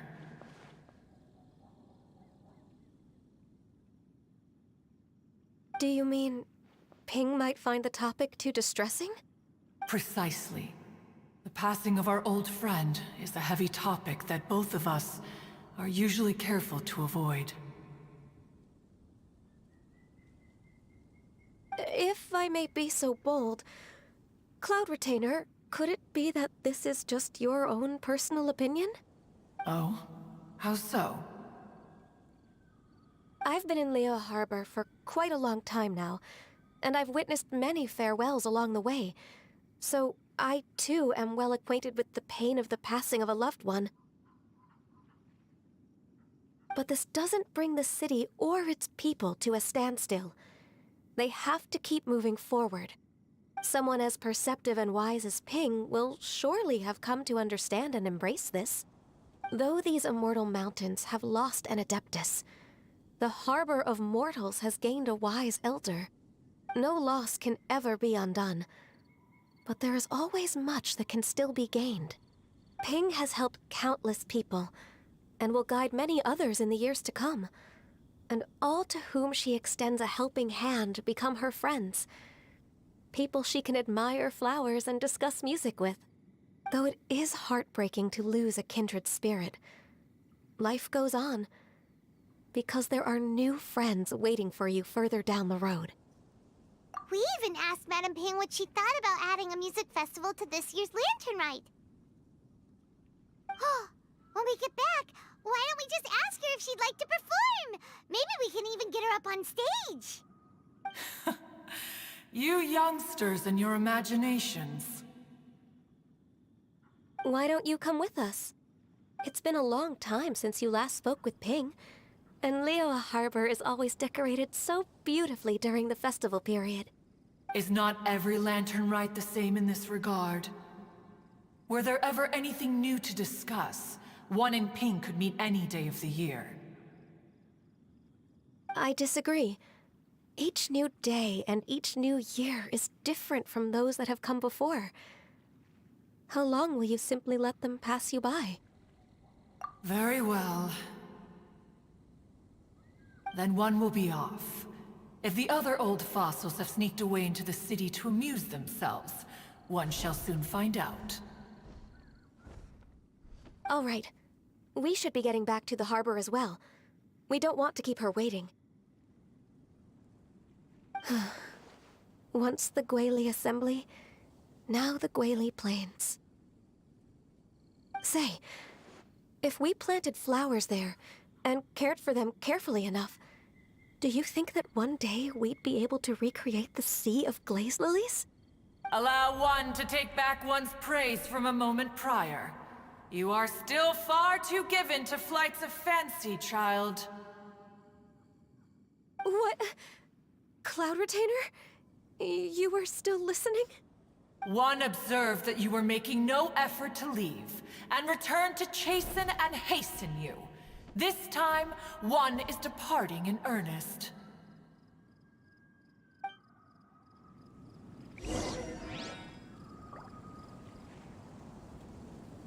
Man, that was truly sad. Whew. That hit you right in the feels. Right in the feels. Oh. They always talked about Wei Zhong from the beginning when you learned about her sitting down with Cloud Retainer and Rex Lapis. You're like, who the hell's that? I have no idea. And then you learned about her weapon. Got the Memory of Dust, I think it's called. It talked about her, and now you finally get the story for her, and you learn about Madame Ping, which was confirmed who Madame Ping was. That she was that person who I thought was supposed to be Yelan, but it's not. It's Street World Ramber or Ping.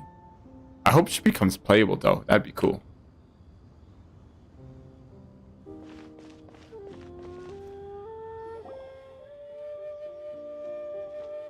Whoa! Madam Ping?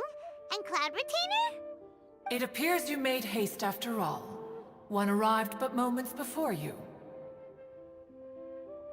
Oh, bless my soul. To what do I owe the honor? How nice of you all to come and visit me. Miss Illuminated Bird, haven't you said anything yet? Said what, precisely? And why should one be tasked with saying it? 'Cause you're the one who's known Madam Ping the longest. Street word. Or rather, presumably, you would prefer to be addressed as Ping? Oh, Cloud Retainer, you are uncommonly polite today.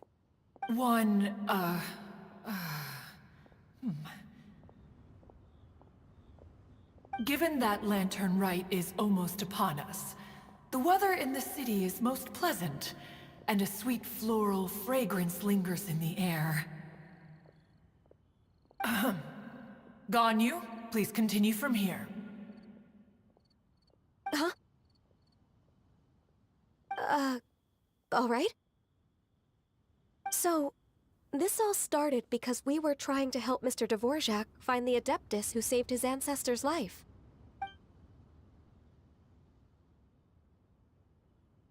Cloud Retainer informed us that the one who played that melody and rescued the drowning man was none other than yourself.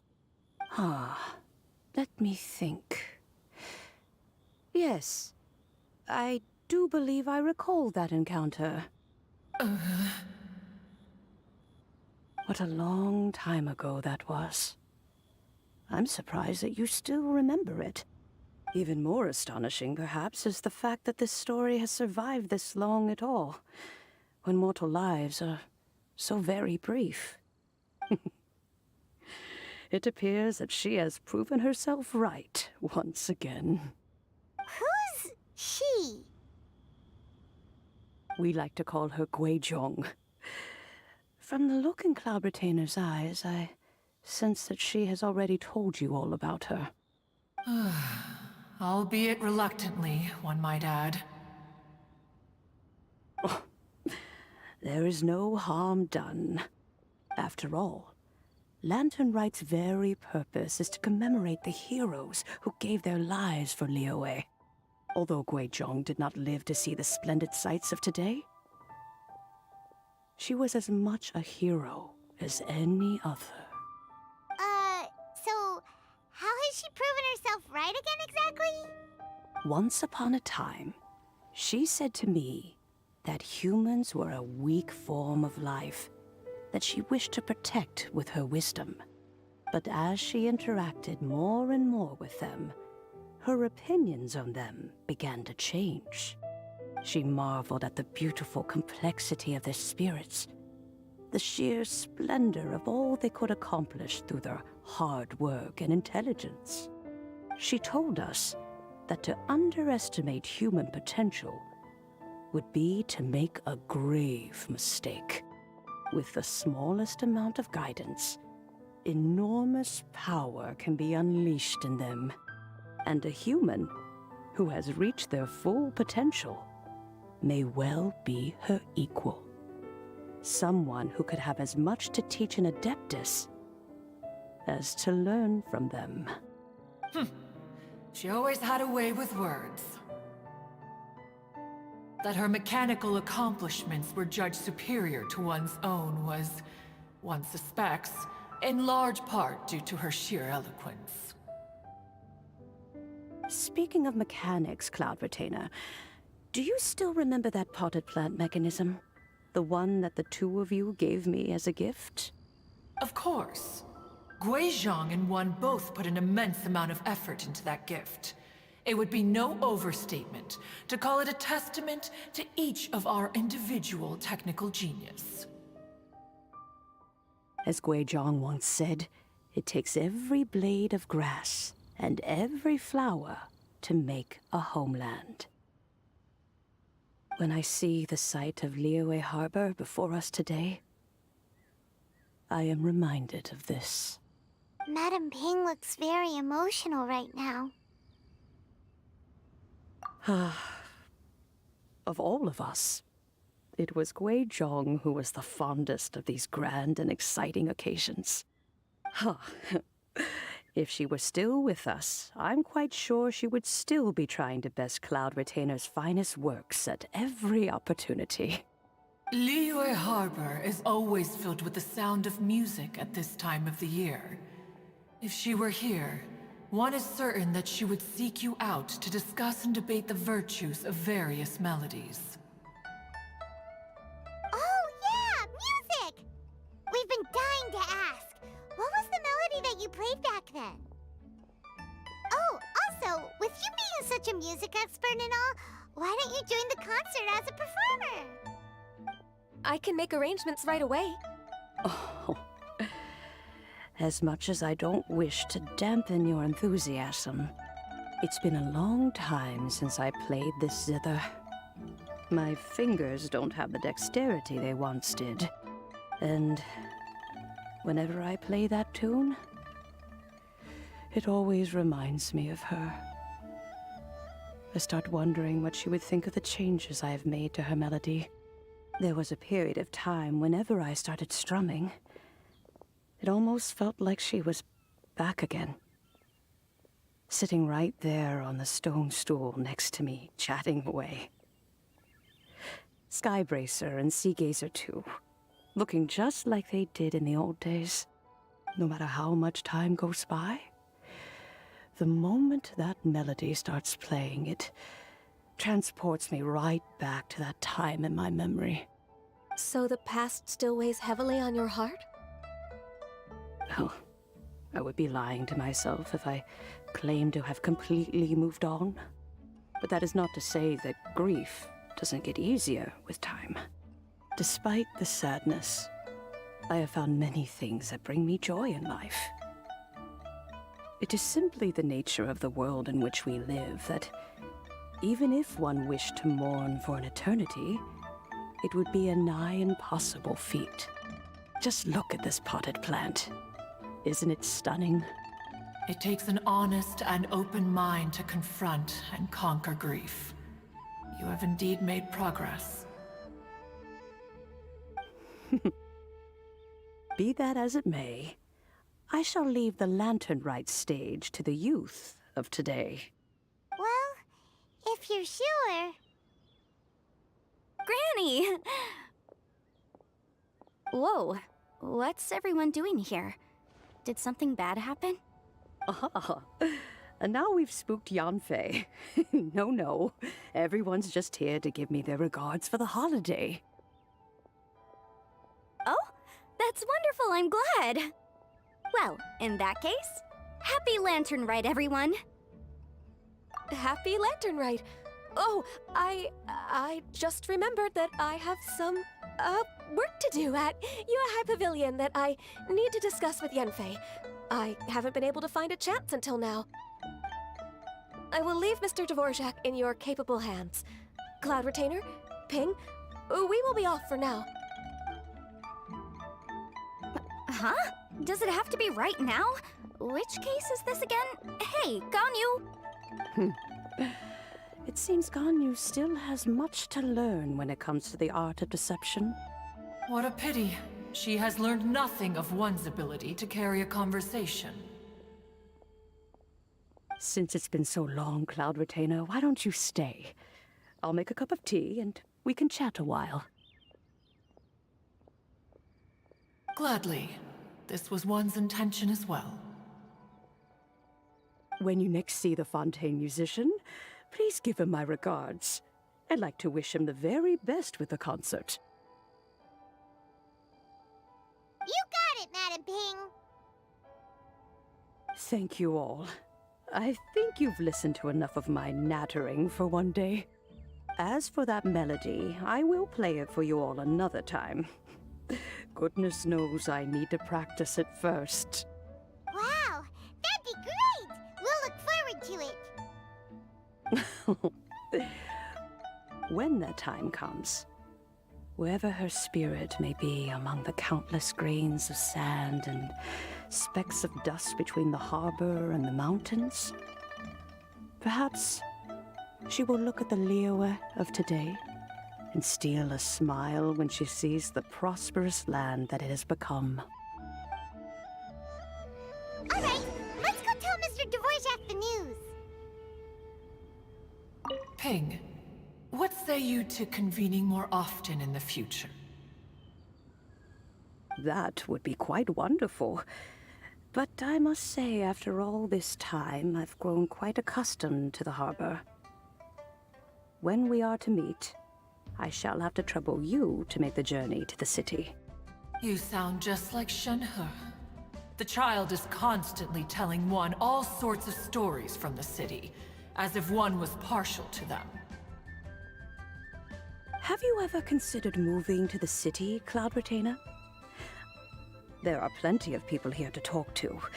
I think you would find it quite the antidote to the monotony of solitude. And if you looked around, I suspect you would find some young minds with an interest in the mechanical arts. Some of them even worth training. We shall see. Next playable character, Cloud Retainer. Right? Possibly? Maybe? That'd be cool.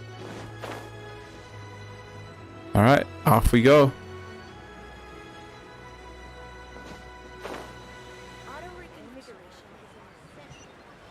Lantern Rite. Amazing as ever.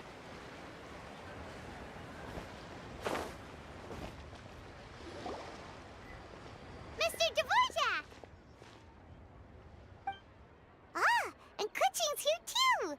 Thanks for helping set all of this up. Welcome back. Did everything go well? Really, really well. We found the person Mr. Dvorak was looking for. Are you serious?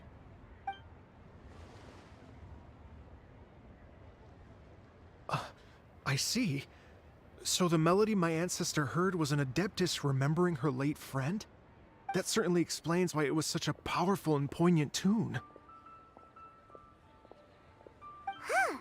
That's a really interesting first reaction. Guess that comes with having a musical mind. I have to say, though, it's hard to believe that the fairy from the tale is now an elderly granny.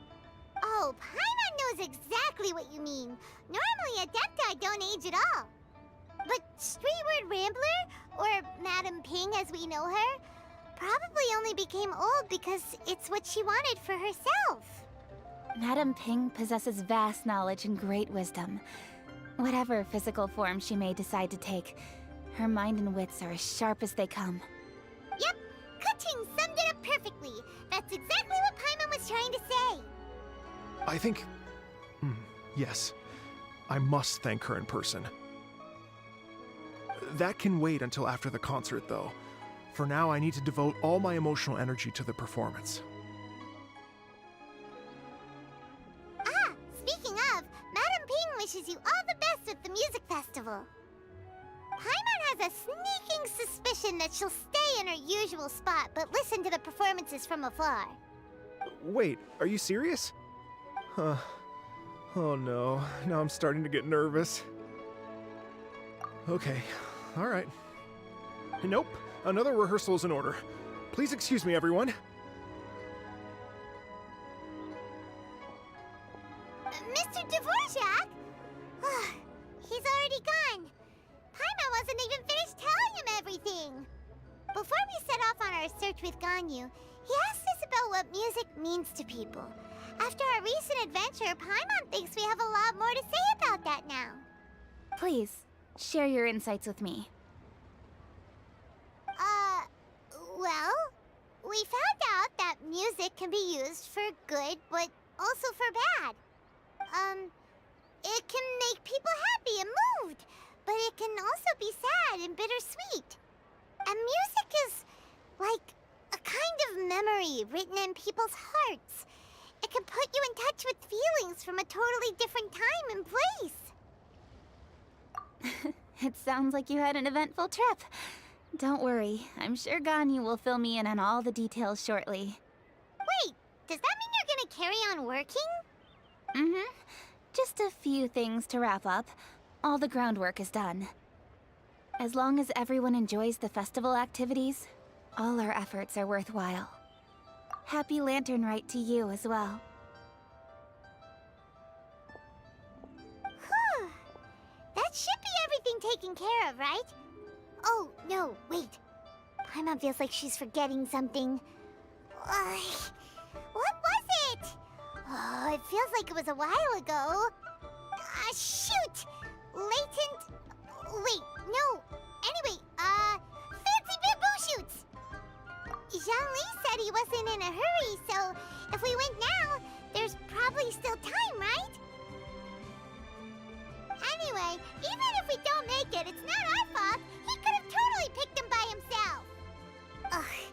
Anyway, let's go check with him at Wangsheng Funeral Parlor.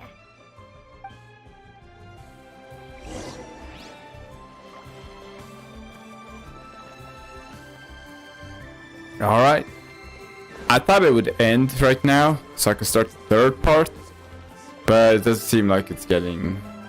Should be the end of the second part, so I think there'll be 2 more after this. Wow. I really hope I don't have to do this again. This is pretty draining. I've been streaming for like... I mean, people stream for like hours. I've been almost hitting 3 hours. But then I got edits to do as well, so... Yeah. Anyway. Where was I supposed to go? Oh shit, I missed... That's awkward. It's right here. The gang's all here.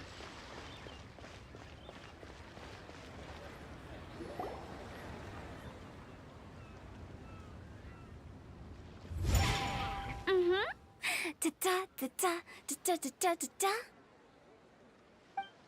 Da da da. Oh. All right, let's take a break here. Oh wow, look who it is! Are you here to hang out with everyone's favorite funeral director? So you're just casually practicing your rapping skills at the entrance to your funeral parlor? In broad daylight? Okay. After everything we've been through, you don't see me for a hot minute, and you're back to being scared of your own shadow. We have all this open space, a clear view of the mountains behind and the sea in front. Not to mention we have several invisible audience members enthusiastically cheering us on. It's the perfect spot to rehearse. Invisible audience members? Gotta say, it took me a few days to get used to Director Who's way of talking. Xinyan was pretty spooked too when she first got here. Just like when she sees a frog, but a giant frog with sharp teeth. Come on, knock it off. What's wrong? I've never seen someone look so confused before. Well, don't worry, because Director Who's here to explain it all. There once was a Fontaine musician who went around town on a mission. He came door to door for his iridescence tour, looking for acts to audition. With my words, Xinyan's chorus, and Yunjin as our mentor, we'll take the stage by storm with flames roaring and the whole audience calling for more. For sure! The whole dance floor will be yelling encore! Encore! Oh, now Paimon's rhyming along. But when you say flames roaring, are you sure this'll be safe? No, don't you worry about that. I'm pretty experienced on the stage, and I've already informed the Yuhong of all the pyrotechnics we're planning on using. Huh. Guess we'll just have to trust Xinyan on this one. Oh, Zhongli. He took one of those fancy meal boxes and set off for the mountains. Said he wanted to pay a visit to some old friends. It's a real pity that he couldn't be around for this. As well as being a true connoisseur of traditional art forms, he's able to appreciate Xinyan's performances too. Yeah, that's right. Matter of fact, he was the one who first invited me to perform here. To tell the truth, though, I never thought I'd really find myself rehearsing here one day. Well, now you know. The Wangsheng Funeral Parlor is a great location. All of you are always welcome to come and hang out here, especially if you're in the mood to try something new. I can speak to that. Hu Tao is always full of fun surprises. And jump scares. Actually, Xinyan, I have some lyric ideas for your part. Do you want to go through them together? Oh, sure thing. I'm all ears. Oh, Traveler and Paimon, I believe Zhongli was heading to Mount Hulao, so make sure you're hiking up the right hill. When you see Zhongli, please pass on this message to him. It's up to him whether he wants to support us at the performance tonight, but I expect him to make time for the upcoming banquet we're planning. No excuses. You should join us too. It'll be a riot. If there's one thing I've learned from being a funeral director, it's how to throw a party.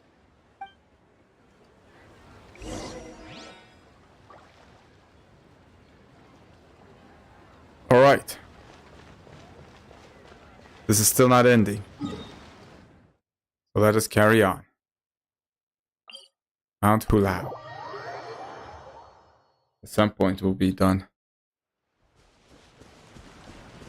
I think Mountain Carver lives here. No, not Mountain Carver. I forgot the other guy. Oh yeah, there's Mountain Carver. And the other dude. That's Mountain Carver. I think. Paimon sees them! It's illuminated deer! And illuminated bird number 2! Bird number 2. A familiar face. Have you come from Liyue Harbor? How is the city nowadays? Everything's great! But you know, if you're so curious, you can always go and check it out for yourself! In fact, Mooncarver has been taking many walks on Mount Tianheng in recent times. I believe the sights of the city are quite familiar to him. Zhongli! Here you are! We've brought the bamboo shoots you wanted. Impeccable timing.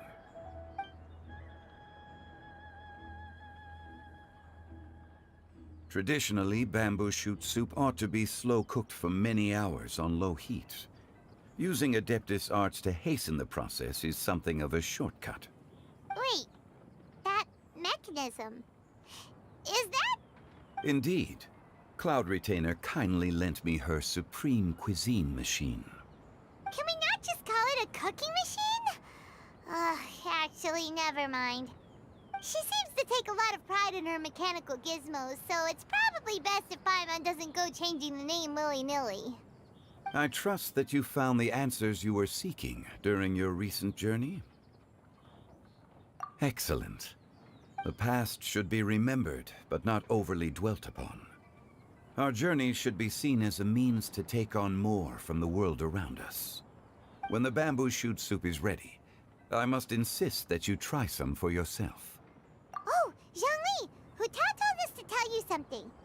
She said, it's up to him whether he wants to support us at the performance tonight, but I expect him to make time for the upcoming banquet we're planning. No excuses! When she says performance, she must mean the Lantern Rite Music Festival. As for the banquet, she didn't tell us anything more about that, but she invited us to come as well. As you can see, I have a prior engagement with 2 Adepti friends of mine tonight. Please, give Director Hu my best wishes for the performance. As for the banquet, Since the director insists, far be it from a mere consultant like myself to refuse. Yay! Then we'll see you there? Absolutely. Rex Lapis, the bamboo shoot soup is ready. Thank you. I will examine it right away. The appearance is exquisite, and the aroma rich and intense. The craftsmanship of this machine is commendable indeed. Since you came all this way, you should not leave empty-handed. Please, take some soup. It tastes most exquisite while still warm.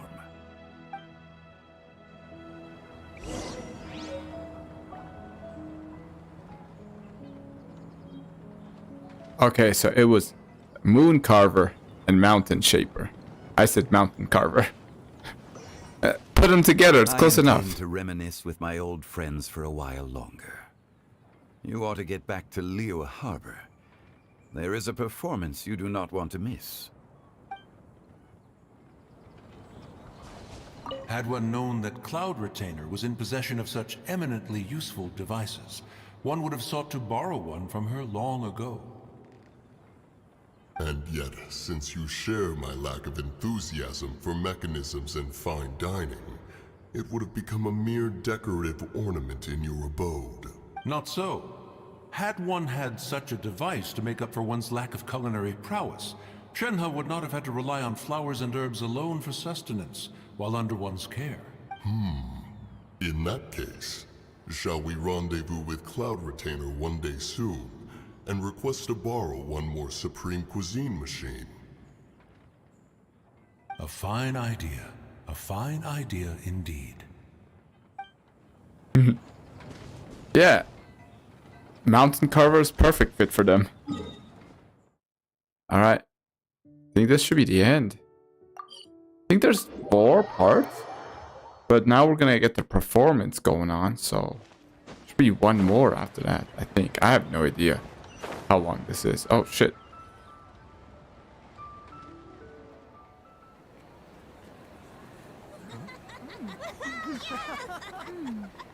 I'm honored to be here on the Iridescence Tour stage. All right, without further ado, I'm Xinyan, this is Hetao, and this is a little something called... The Blaze Lilies!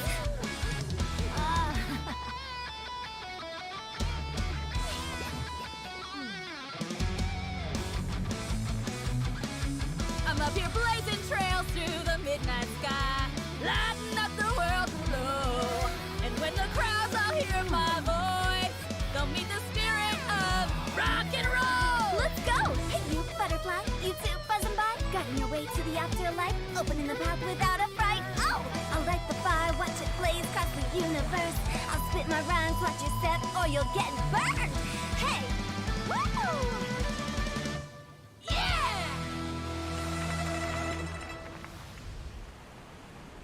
Does anyone have any plans tomorrow?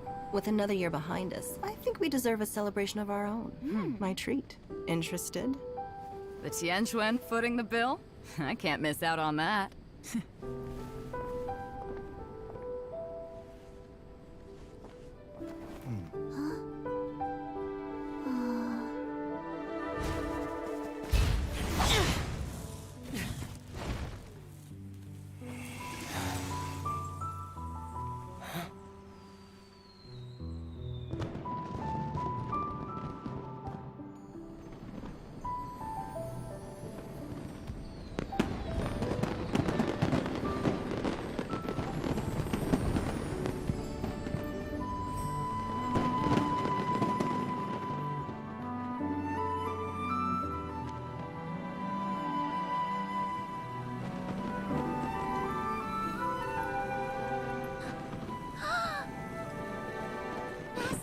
Master, listen!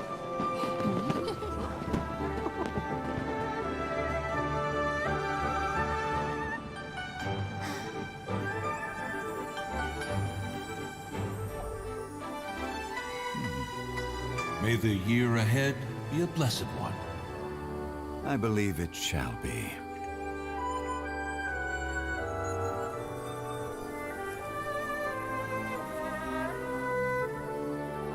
Master, the Xiao Lanterns, Ha! Elementary. One shall fashion for you a Xiao Lantern the likes of which the world has never seen. And you must take it to Liyue Harbor to display its magnificence for all.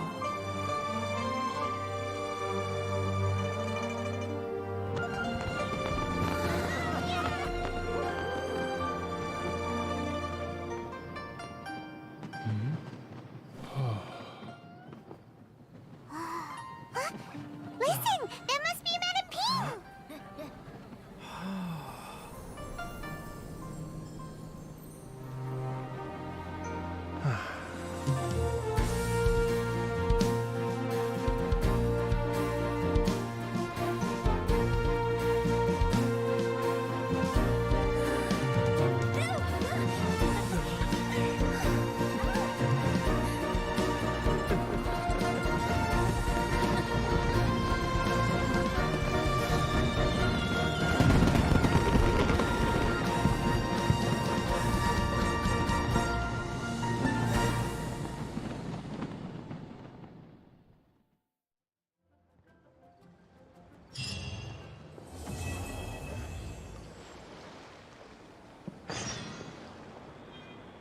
That was beautiful.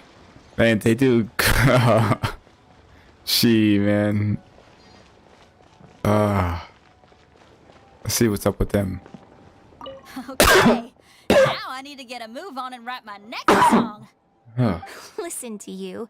You only just fulfilled one lifetime dream. Are you really thinking about your next goal already? Don't try to tell me you ain't the same way. I bet you've already thought up a name for your next opera, haven't you? You know me too well, Xinyan. The Adeptus Seeking Voyage. How does that sound? Oh, man! Yeah, I can already picture it. I've also got just the finishing line for it. I'll close with, and the celestial melody echoed through the clouds forevermore. Anyone else? Anyone else like secretly hiding? We need to talk to? Hello?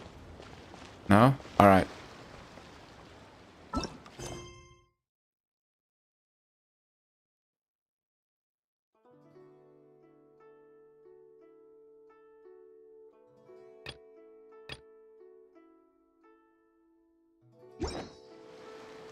Following night.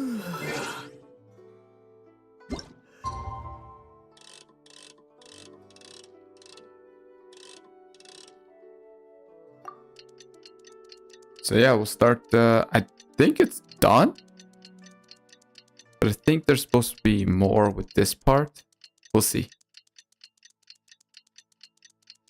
I'll probably knock out this.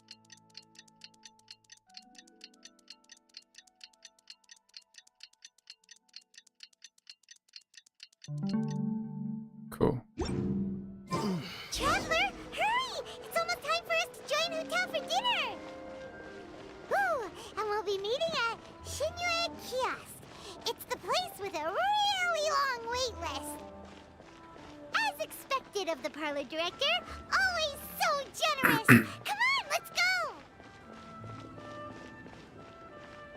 go! Alright, I just want to check. Oh, okay, yeah. Epilogue. Between fracades and familiar faces. So yeah, this is the final part. And then we're done. So it's just 2 parts. Okay, that's cool. 3 parts.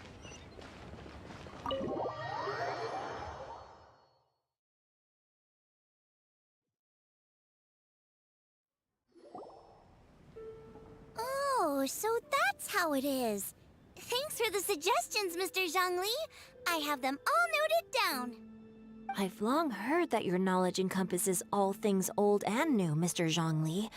But I never knew that you were well versed in the art of cooking, too. It is truly an honor to make your acquaintance. No need for formalities. I too feel humbled to be in the company of such talented young people. There are many things I could learn from you. Oh, you flatter us. If it's possible, May I trouble you to provide a few words of guidance for my practices in exorcism? Exorcism? I can't say I'm an expert in the field, but if you don't mind, we could start by discussing... Whoa, there's so many people here. All we knew was that Hu Tao invited Zhongli over. Paimon never thought we'd be meeting so many old friends. Happy Lantern Rite, everyone! Likewise. Please take a seat.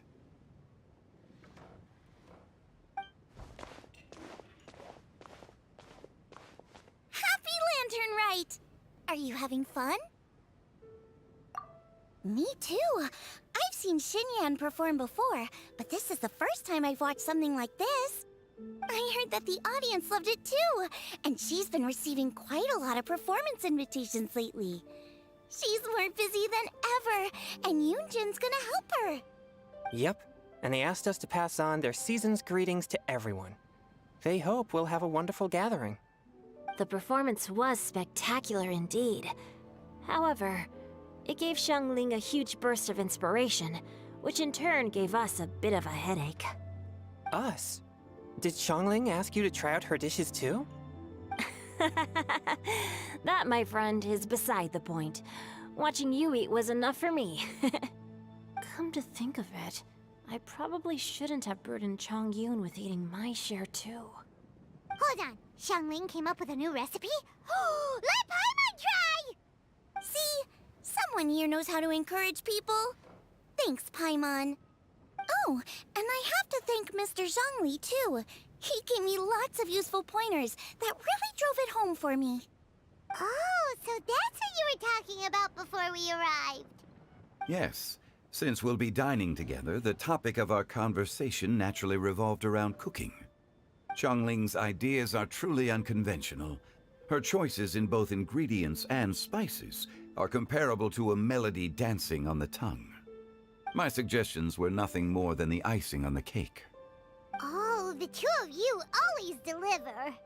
Now I'm getting embarrassed. Anyway, I'll get everyone to have a taste after I've adjusted the recipe based on Mr. Zhongli's advice. That sounds like it might become a little safer to eat. How about I sample the dishes next time? Speaking of eating, Paimon feels like we're missing someone. Oh, Hu Tao was the one who invited us, but she's not here. And where's Guoba? Oh, Guoba volunteered to help Dad at the restaurant. You know, lots of people come over to eat during Lantern Rite. Without Guoba helping out, I probably wouldn't have had the time to accept Hu Tao's invitation. As for Hu Tao... The director went to collect a guest. She asked me to stay here and host you for the time being. Seems like it's almost time. Huh? Hu Tao went to fetch someone in person? Oh, that must mean they are super important. Could it be... Keqing? Ningguang? Or Captain Beidou? She didn't clarify. And as her subordinate, I couldn't just pry into the details, could I? Ta-da! We're here! Oh, we're not late to the party, right? Right? Good thing the Conqueror of Demons and I are both as swift as the wind. And whoosh, we made it just in time.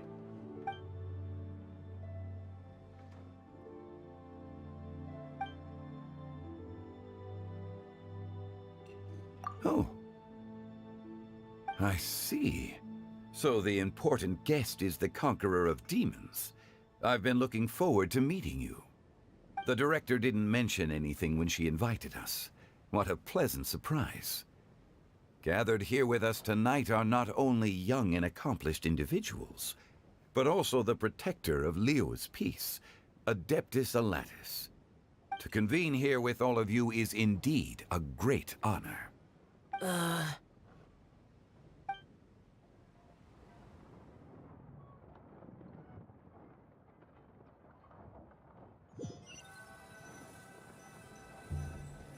It's almost Lantern Rite, yet you took all the trouble coming here. The director has a way of making it difficult to decline. Rex Lapis, may I ask what troubles you? The director asked me to buy sesame oil in preparation for the celebrations. Huh. Then why would you come all the way to Wangshu Inn? I had a pleasant chat with Chef Yenshao and received some spices from him. And, see? Here's some matsutake and a portion of ham. What about the sesame oil?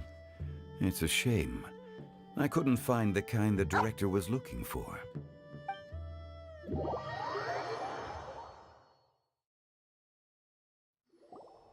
I'm sure you're exaggerating, Zhang... Sir. There he goes again. Enough with the pleasantries. Go let our guests take a seat.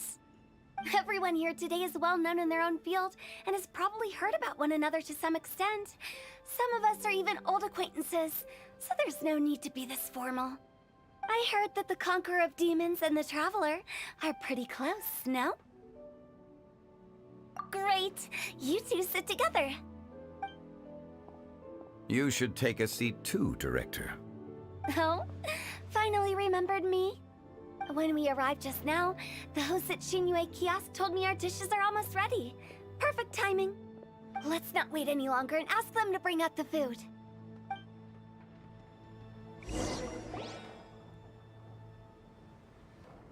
Paimon would have never guessed the person who Tao went to fetch was Xiao. Oh, that's also the first I've heard of the Traveler and Paimon being friends with the Conqueror of Demons. You know Xiao Chu? Knowing is a bit of an overstatement. I've always looked up to him. You might not know this, Paimon, but we exorcists have worked in close collaboration with the Conqueror of Demons for many generations, dispelling evil together, both in the open and from the shadows. Hard to imagine that thanks to Hu Tao, I've finally gotten the chance to meet him. Conqueror of Demons, I'm honored to make your acquaintance. Likewise. It is a great honor indeed to have a chance to meet the legendary Conqueror of Demons. Changyun has brought that name up quite a few times in the past. I remember you mentioning wanting him to understand the importance of exorcists. Ahem. We know each other too. He helped try my dishes during the Masterful Chef's cook-off. I didn't think we'd have the chance to meet again. Happy Lantern Rite. No anecdote, however, compares to meeting you in person. I'm Xingqiu, Shangling and Changyun's friend. The pleasure is all mine. Whoa.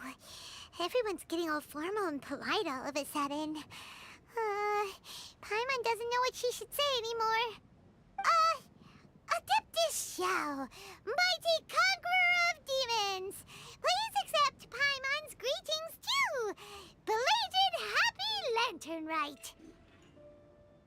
Paimon tried very hard to look for a fancy word, okay? Don't be too harsh on Paimon! There's no need to be so polite. You're right. This was meant to be a nice little get-together between friends after all. Too much formality kills the atmosphere. I didn't plan this gathering only for everyone to walk on eggshells. Hiya. What's your true intention, then? A little get-together between friends, sipping the finest tea and watching lanterns float into the sky, bidding farewell to the past, and embracing the present with joy. And that is something our consultant would say. I think it deserves a standing ovation. Indeed. Exceptional acting skills, Director. As for me, I'm just here to have fun and treat everyone to something good.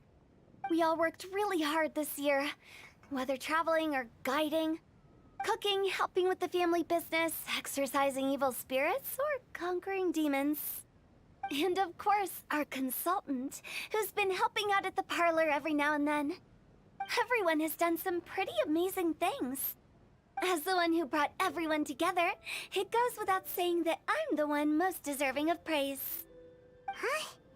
Sounds kinda self-important, but Paimon thinks it's pretty amazing that she managed to talk Xiao into coming. He rarely ever enters Liyue Harbor after all.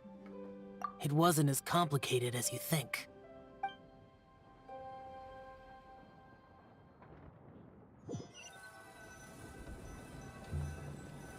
Okay, gotcha. Thanks, boss lady. It's not boss lady, just boss. And there she goes. What a lively girl. Conqueror of Demons, Adeptus Xiao. Guardian of Wangshu Inn, hero of Dihua Marsh. I know you're there. Quiet. Do not disturb the peace. Sorry, but you wouldn't show up if I didn't yell your name, would you? I know you. You're the 77th director of Wangsheng Funeral Parlor. Is there something you need?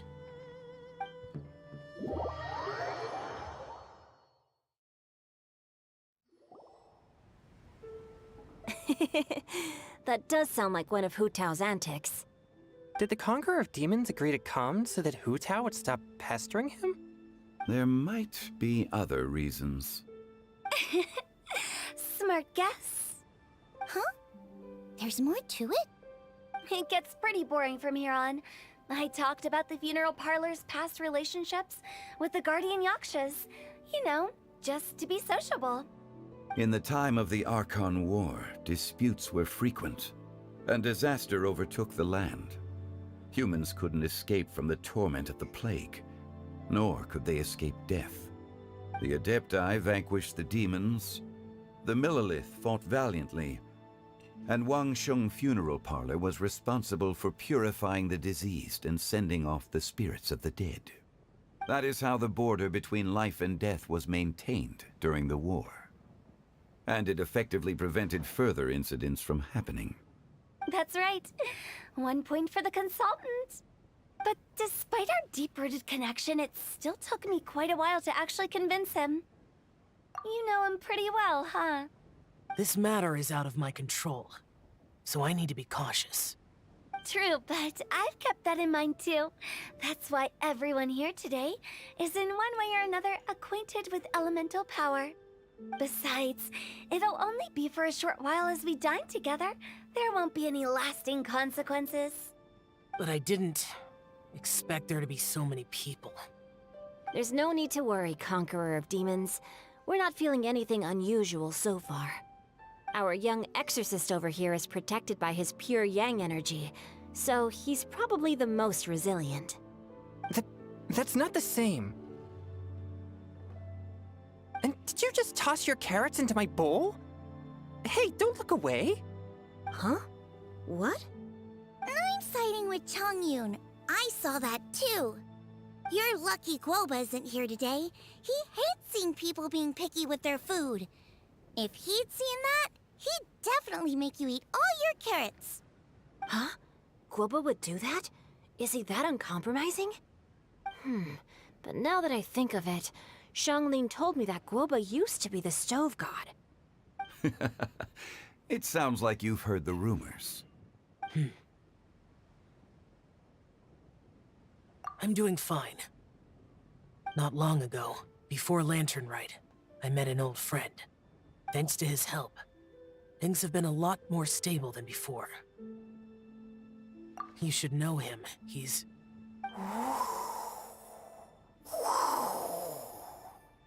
Seeds of story, brought by the wind.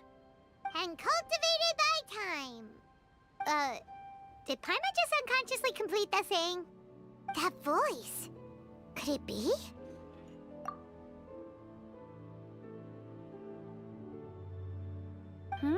If I'm not mistaken, there's someone knocking at the door. Don't just sit there, Zhongli. Go welcome our guest in. No such need. I'm coming in.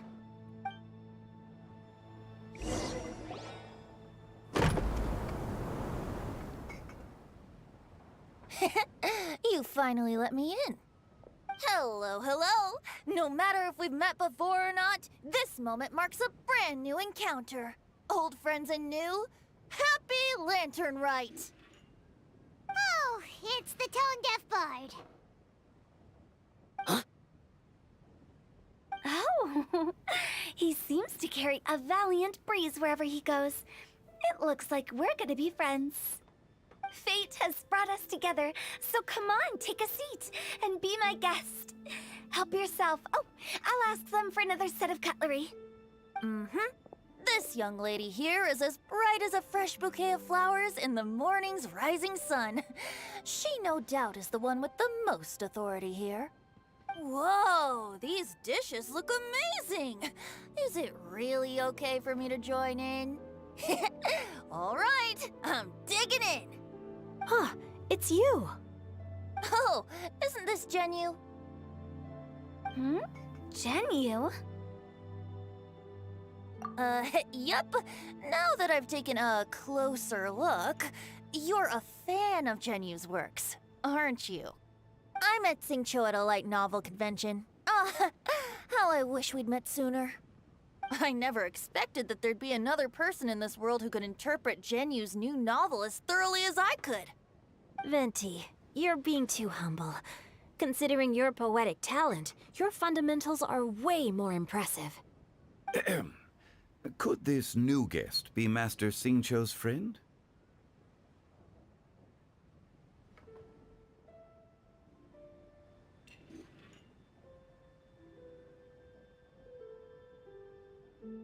Yeah! Xiao, you remember me too, right? We had a chat not long ago. Yes, yes. Monsters become more active than usual as we get closer to Lantern Rite. I was patrolling Dihua Marsh a few days ago, when I happened to run into this... You've already forgotten? I'm a bard, remember? And bards go around singing wherever they like. Oh, right. And this bard was performing in Dihua Marsh. It was a moving melody, and it made me feel relaxed and at ease. I couldn't help but stay and listen. Thank you for your patronage. I understand now, too. I'm Zhongli, currently working at the Wangsheng Funeral Parlor. It's a pleasure to meet you, new friend. And I'm his boss. Oh, and if there's anything unsatisfactory, let me know anytime. That's very considerate of you. Oh? No wonder. Only a boss as savvy and reliable as you would be able to hire such an impressive consultant. Oh, you're too nice, Venti. Not to brag, but our consultant truly is impressive. His knowledge extends across the stars and the land, and there's nothing throughout history that he doesn't know. From the sophisticated way he speaks, it's hard not to suspect that he could very well be an adeptus in disguise.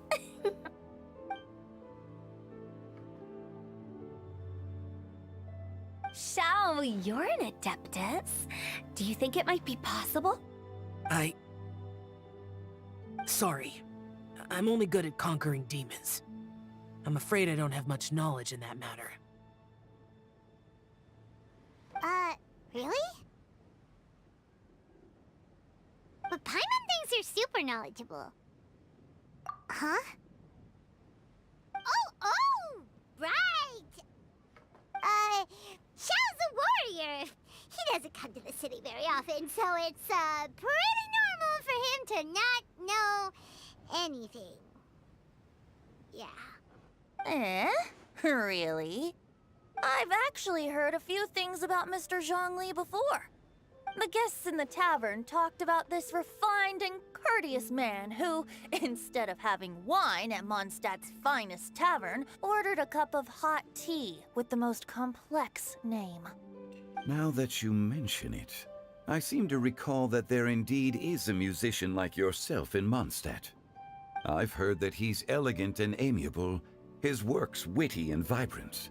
It's no overstatement to regard him as the best bard in Mondstadt. Now you're making me embarrassed. I would say that Mondstadt's poetry is a little run-of-the-mill sometimes. There's one I heard a while back that went, "The old house is renewed. welcoming the spring breeze, awakening old memories. The meaning's there, but the word choices are unimaginative, and there's a distinct lack of literary flair. I think so too. The composition needs a little jazzing up. If I were to give it a go, I'd make it an old melon on a vine, a new flower that grows fine. Oh, good one! It feels unique and has a nice ring to it. You have great taste, Venti. I was right about you. Let's shake hands. Of course, of course. Hey, Shincho!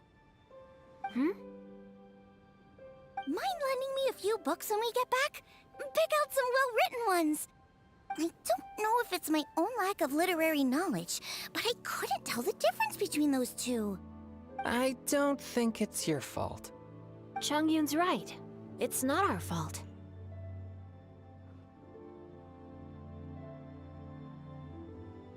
Oh, you have a point. But speaking of, why is the tone-deaf bard here? Are you here to take part in Lantern Rite too? I heard that Liyue will be hosting a Lantern Rite music festival this year. As a musician myself, how could I possibly resist the temptation to come take a look? Or listen. Getting to know other musical styles is essential to sparking inspiration, don't you think? As for the Fontaine friend who hosted the festival, I saw him near Stone Gate the other day. The Iridescence tour has finally been held successfully for once, so I had to congratulate him. Don't think anything of it. By the way, I was watching as you entered Shinyue Kiosk, but no one seemed to notice me. Should I say that it's because I'm an expert in hiding, or that a certain someone deliberately ignored the sound of the wind? Whenever Lantern Rite comes around, Liyue Harbor becomes bustling with activity. People are all busy watching the lanterns and strolling around the shops, and they might just go travel somewhere on a whim. It is rather difficult to predict another's whereabouts. The festival is in full swing and proceeding smoothly, and we're all gathered here with friends, new and old. This is no doubt a wonderful occasion worth celebrating. To come together with all of you at the beginning of the year, one can't help but be filled with joy. In a moment like this, I propose we raise a glass together. In my case, tea in lieu of wine.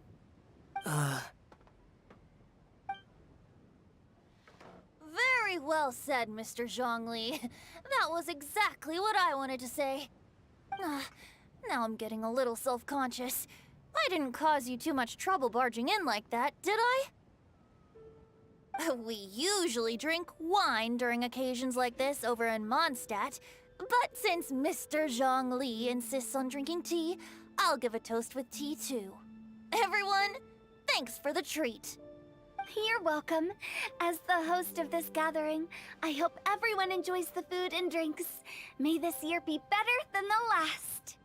Considering that everyone may have other matters to attend to later, sticking to tea seems like a good idea. All of a sudden, they started proposing toasts. Should we? What's with the urgency? Sure. Have you two finished eating? It's always nice to have a breath of fresh air after a meal. Helps with digestion. Paimon will come too. Yeah? Okay then. Don't forget to come back.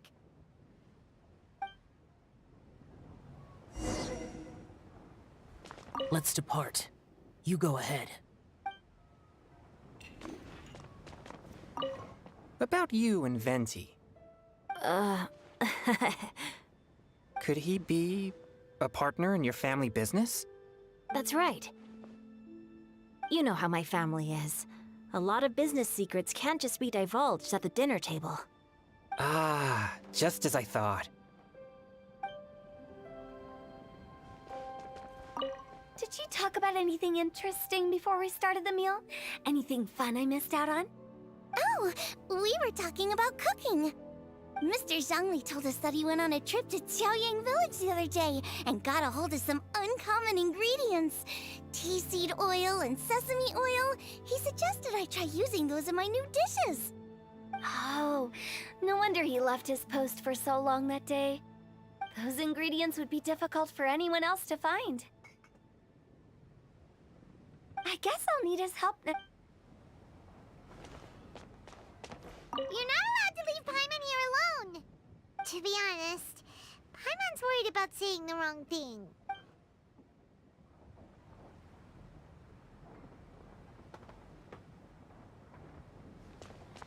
It seems like our new friend is an expert in wine. I deserve no such praise. I only drink for fun. It's nothing compared to your expertise. Osmanthus I'm glad wine. we're only having tea today. What if I got drunk and said something nonsensical? I'd surely become an object of ridicule to someone I've just met. Oh God. No such thing. I wouldn't dare disrespect the director's guest. Oh, I was dying the entire time. Holy, it was too funny. Too funny.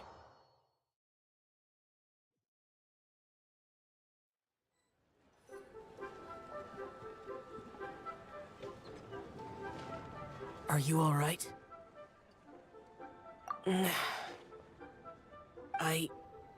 It's hard to describe. It's not that. There were those among the Adepti who loved gatherings and idle chit-chat. Sometimes they would call up a few others for a drink. Even I got dragged along to their gatherings many times. The Adepti all have their specialties, making most of them proud and arrogant. Everything they say is straight from the heart. It never gets too complicated. But this time... No. I didn't mean that. So you know his true identity. I'll get straight to the point then. The Animo Archon is a free spirit, and his temperament is as carefree as the music he plays on the flute. It's easy for a god like him to live in harmony with humans, and that's something I might never be able to do. That does sound like something you would say. No matter. I know my circumstances. Whenever I think of the ordinary conversations I've had with you, it feels strangely novel. Yes. The parlor director went out of her way with the invitation, so it was difficult to turn her down. I had made mental preparations before agreeing to come. She told me that all the guests today would be acquainted with elemental power, and I knew that you would be here. But I didn't expect the other guests to be... General Capisis always said that we should live in the present and enjoy every pleasant surprise. Perhaps that's what I should do with what I'm feeling now. But I think he meant designing clothes for those around him. The clothes were intricately designed, but inconvenient to wear. Brother Bosacius never tried to hide his distaste in front of him. Rex Lapis did like his designs and even collected quite a few. The outfit he wears now was also designed by General Capisis himself. I never saw him wear this during the war. I didn't expect him to start wearing it later. Oh, here you are. I'm not intruding, right? You're not. What is it? Hu Tao saw that everyone's done eating and asked the staff to bring out the desserts. Paimon got so anxious that you weren't back yet that she scarfed down her dessert without the usual slurping and munching. To be honest, I was kind of worried too. You looked a little restless just now, and I thought you weren't used to the food here and was planning to head back to Wangshu Inn for something Yanqiao made. You're worrying too much. Why would I? Anyway, let's head back. Please wait! There's another reason why I came looking for you. Here, take these. I I brought them for you. Almond tofu? Yup. Since the Masterful Chef's competition, you could say that Yan Xiao and I are not only competitors, but good friends as well. I visit him at Wangshu Inn sometimes to discuss our cooking. I heard him say that the esteemed guest on the roof loves nothing more than a good plate of almond tofu, so I learned a thing or two about the dish from him. I'll be honest, before Hu Tao invited everyone, she secretly came looking for me, told me about the guests she planned to invite, and asked me for some suggestions on what she should order. So I made a few servings of almond tofu for you guys in advance. Take them as a token of gratitude for your support.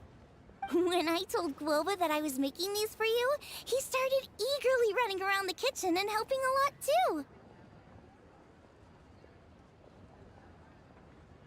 Thank you for the trouble. There was no need to... I'll take them. Thank you. And Guoba too. You're welcome. Oh, the almond tofu I made probably tastes and feels a little different from the type Yan Xiao cooks. Please let me know if there's any improvements I should make. Okay. That's all. Alrighty, we should head back now. We can't keep Paimon waiting.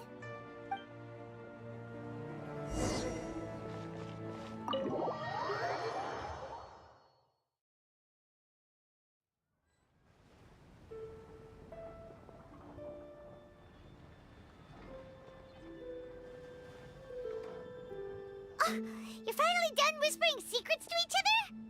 So much for promising Paimon you'll be back soon.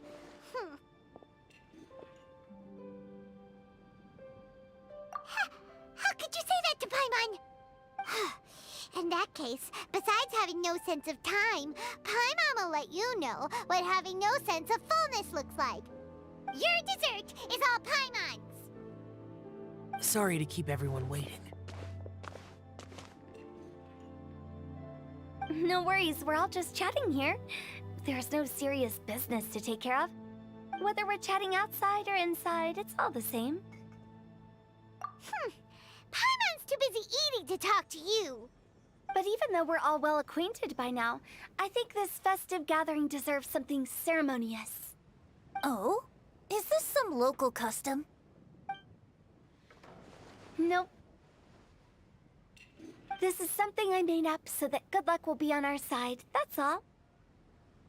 Spontaneity is the best choice to make here. Let's use this incense burner on the table. It's been lit for so long now that the incense is running out. I'll leave refilling and lighting the incense to the most distinguished guest among us all. Lighting the incense will signify continuous growth and prosperity in all our endeavors in the new year. I see. Perfect symbolism, as expected of Hu Tao. And speaking of the most distinguished guest here today, I'm sure we all agree that it's Mr. Zhongli. I'm not very familiar with the details of his past deeds, but chatting with him has been a real eye-opener, even for a bard who has traveled all across the world. If knowledge were a form of power, one could even say that you're a wielder of unlimited strength. But when it comes to having a way with words, the notable bard is certainly one cut above the rest. I just happen to have a good memory. It is such an unexceptional skill, yet you made it sound like an unparalleled talent. I am truly impressed. Since we all get to nominate someone...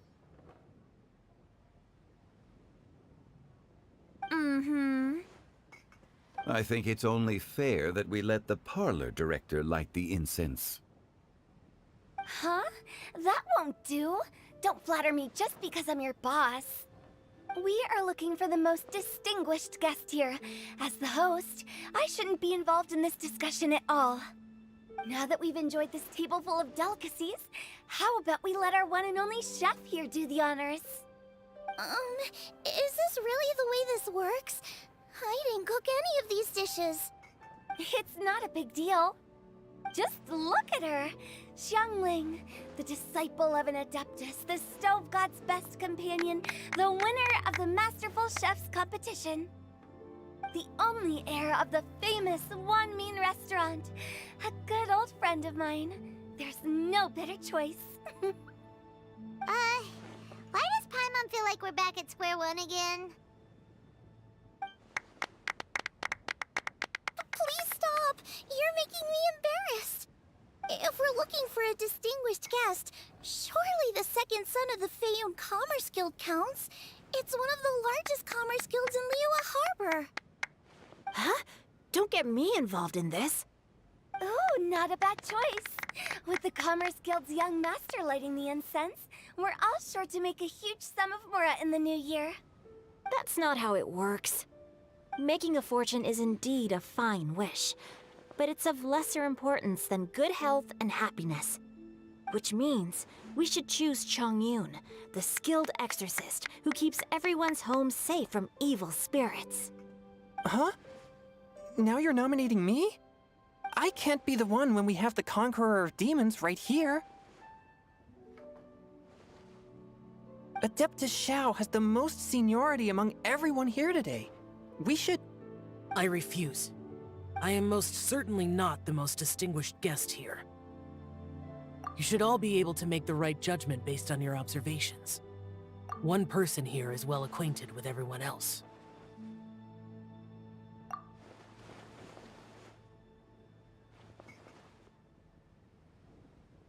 Oh, that's right!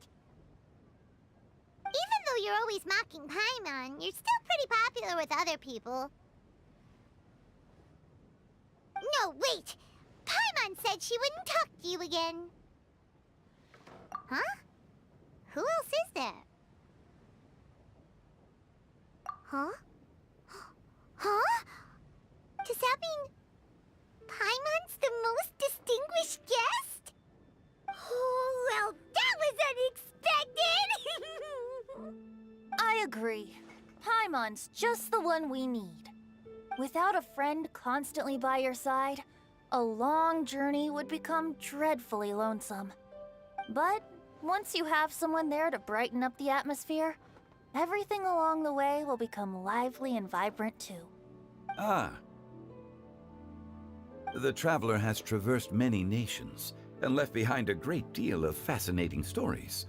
But without Paimon, they would have become quite monotonous.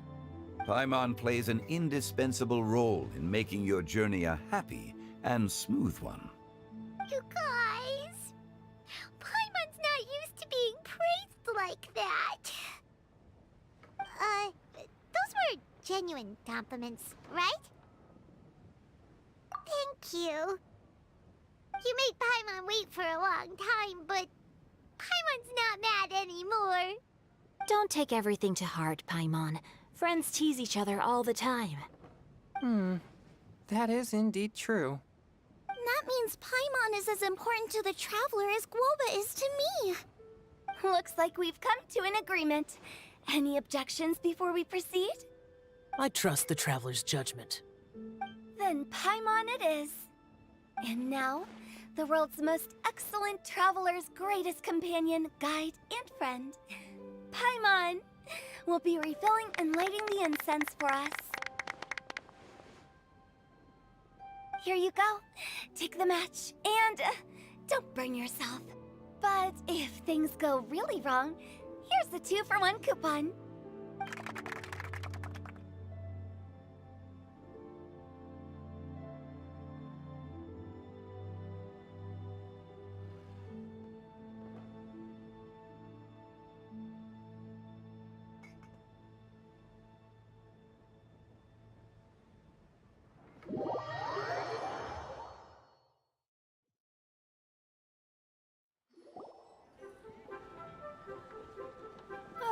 It's getting late. I won't take up any more of your time. You're all free to go as you please. Yep, the tea was amazing too. You don't have to go all polite on me. Just remember to come when I invite you next time. Let's see. It's dark out, so I'm going to accompany Xiangling, Xingqiu, and Chongyun back home. As for the rest of the guests, I'll leave them to our consultant. No need. I'm headed towards the harbor to meet a friend on the ship. There's no need to trouble one such as Mr. Zhongli. I think you know the place I'm talking about. Come meet me anytime. It was great getting to know you all. Let's meet again when the spring breeze begins to blow. Bye! Oh, we should write poetry together sometime. We'll catch you all later then.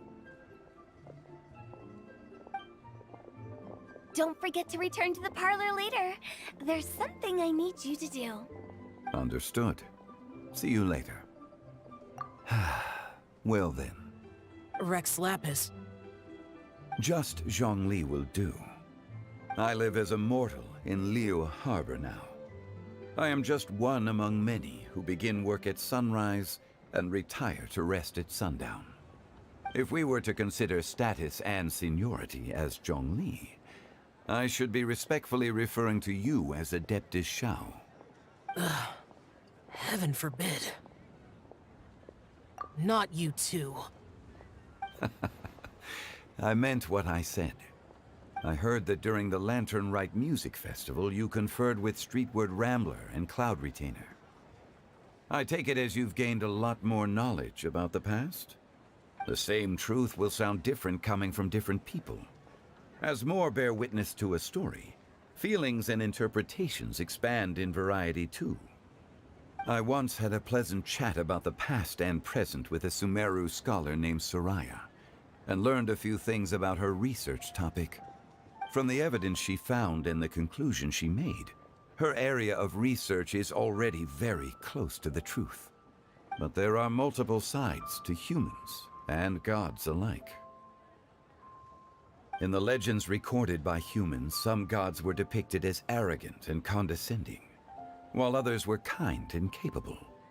But whether to me, Streetward Rambler, Cloud Retainer, or younger adepti such as Shao and Ganyu, those adepti and gods that may seem extraordinary to humans are something more akin to close companions. This was as true back then as it is right now. Just how Shao may seem unapproachable to most, but the Traveler has proved otherwise. So there's no need to dwell too much on certain things. Zhongli, what you're saying is... It looks like you understood what I meant. Ah. The director asked me to accompany you on your return, but I don't think you'll need my protection. I'll be taking a walk around and admiring the night scenery. After that, it'll be time for me to go back and meet up with the director. Goodbye for now. Bye, Zhongli! Everyone's gone now. Paimon always feels a little empty inside when a lively celebration ends. But at least you always stay by Paimon's side. No. Paimon got it mixed up. Paimon, the best and most distinguished travel guide, will always stay by your side, Traveler. Good that you're aware of that. Shell, is there anything else you want to do? We could take you on a tour of Liyue Harbor. No need. I've stayed here for much longer than I had expected. The city lights are a fine sight, but it's time for me to leave. The events of today occurred so abruptly. I appreciate your kindness. Okay. I'll see you next time then.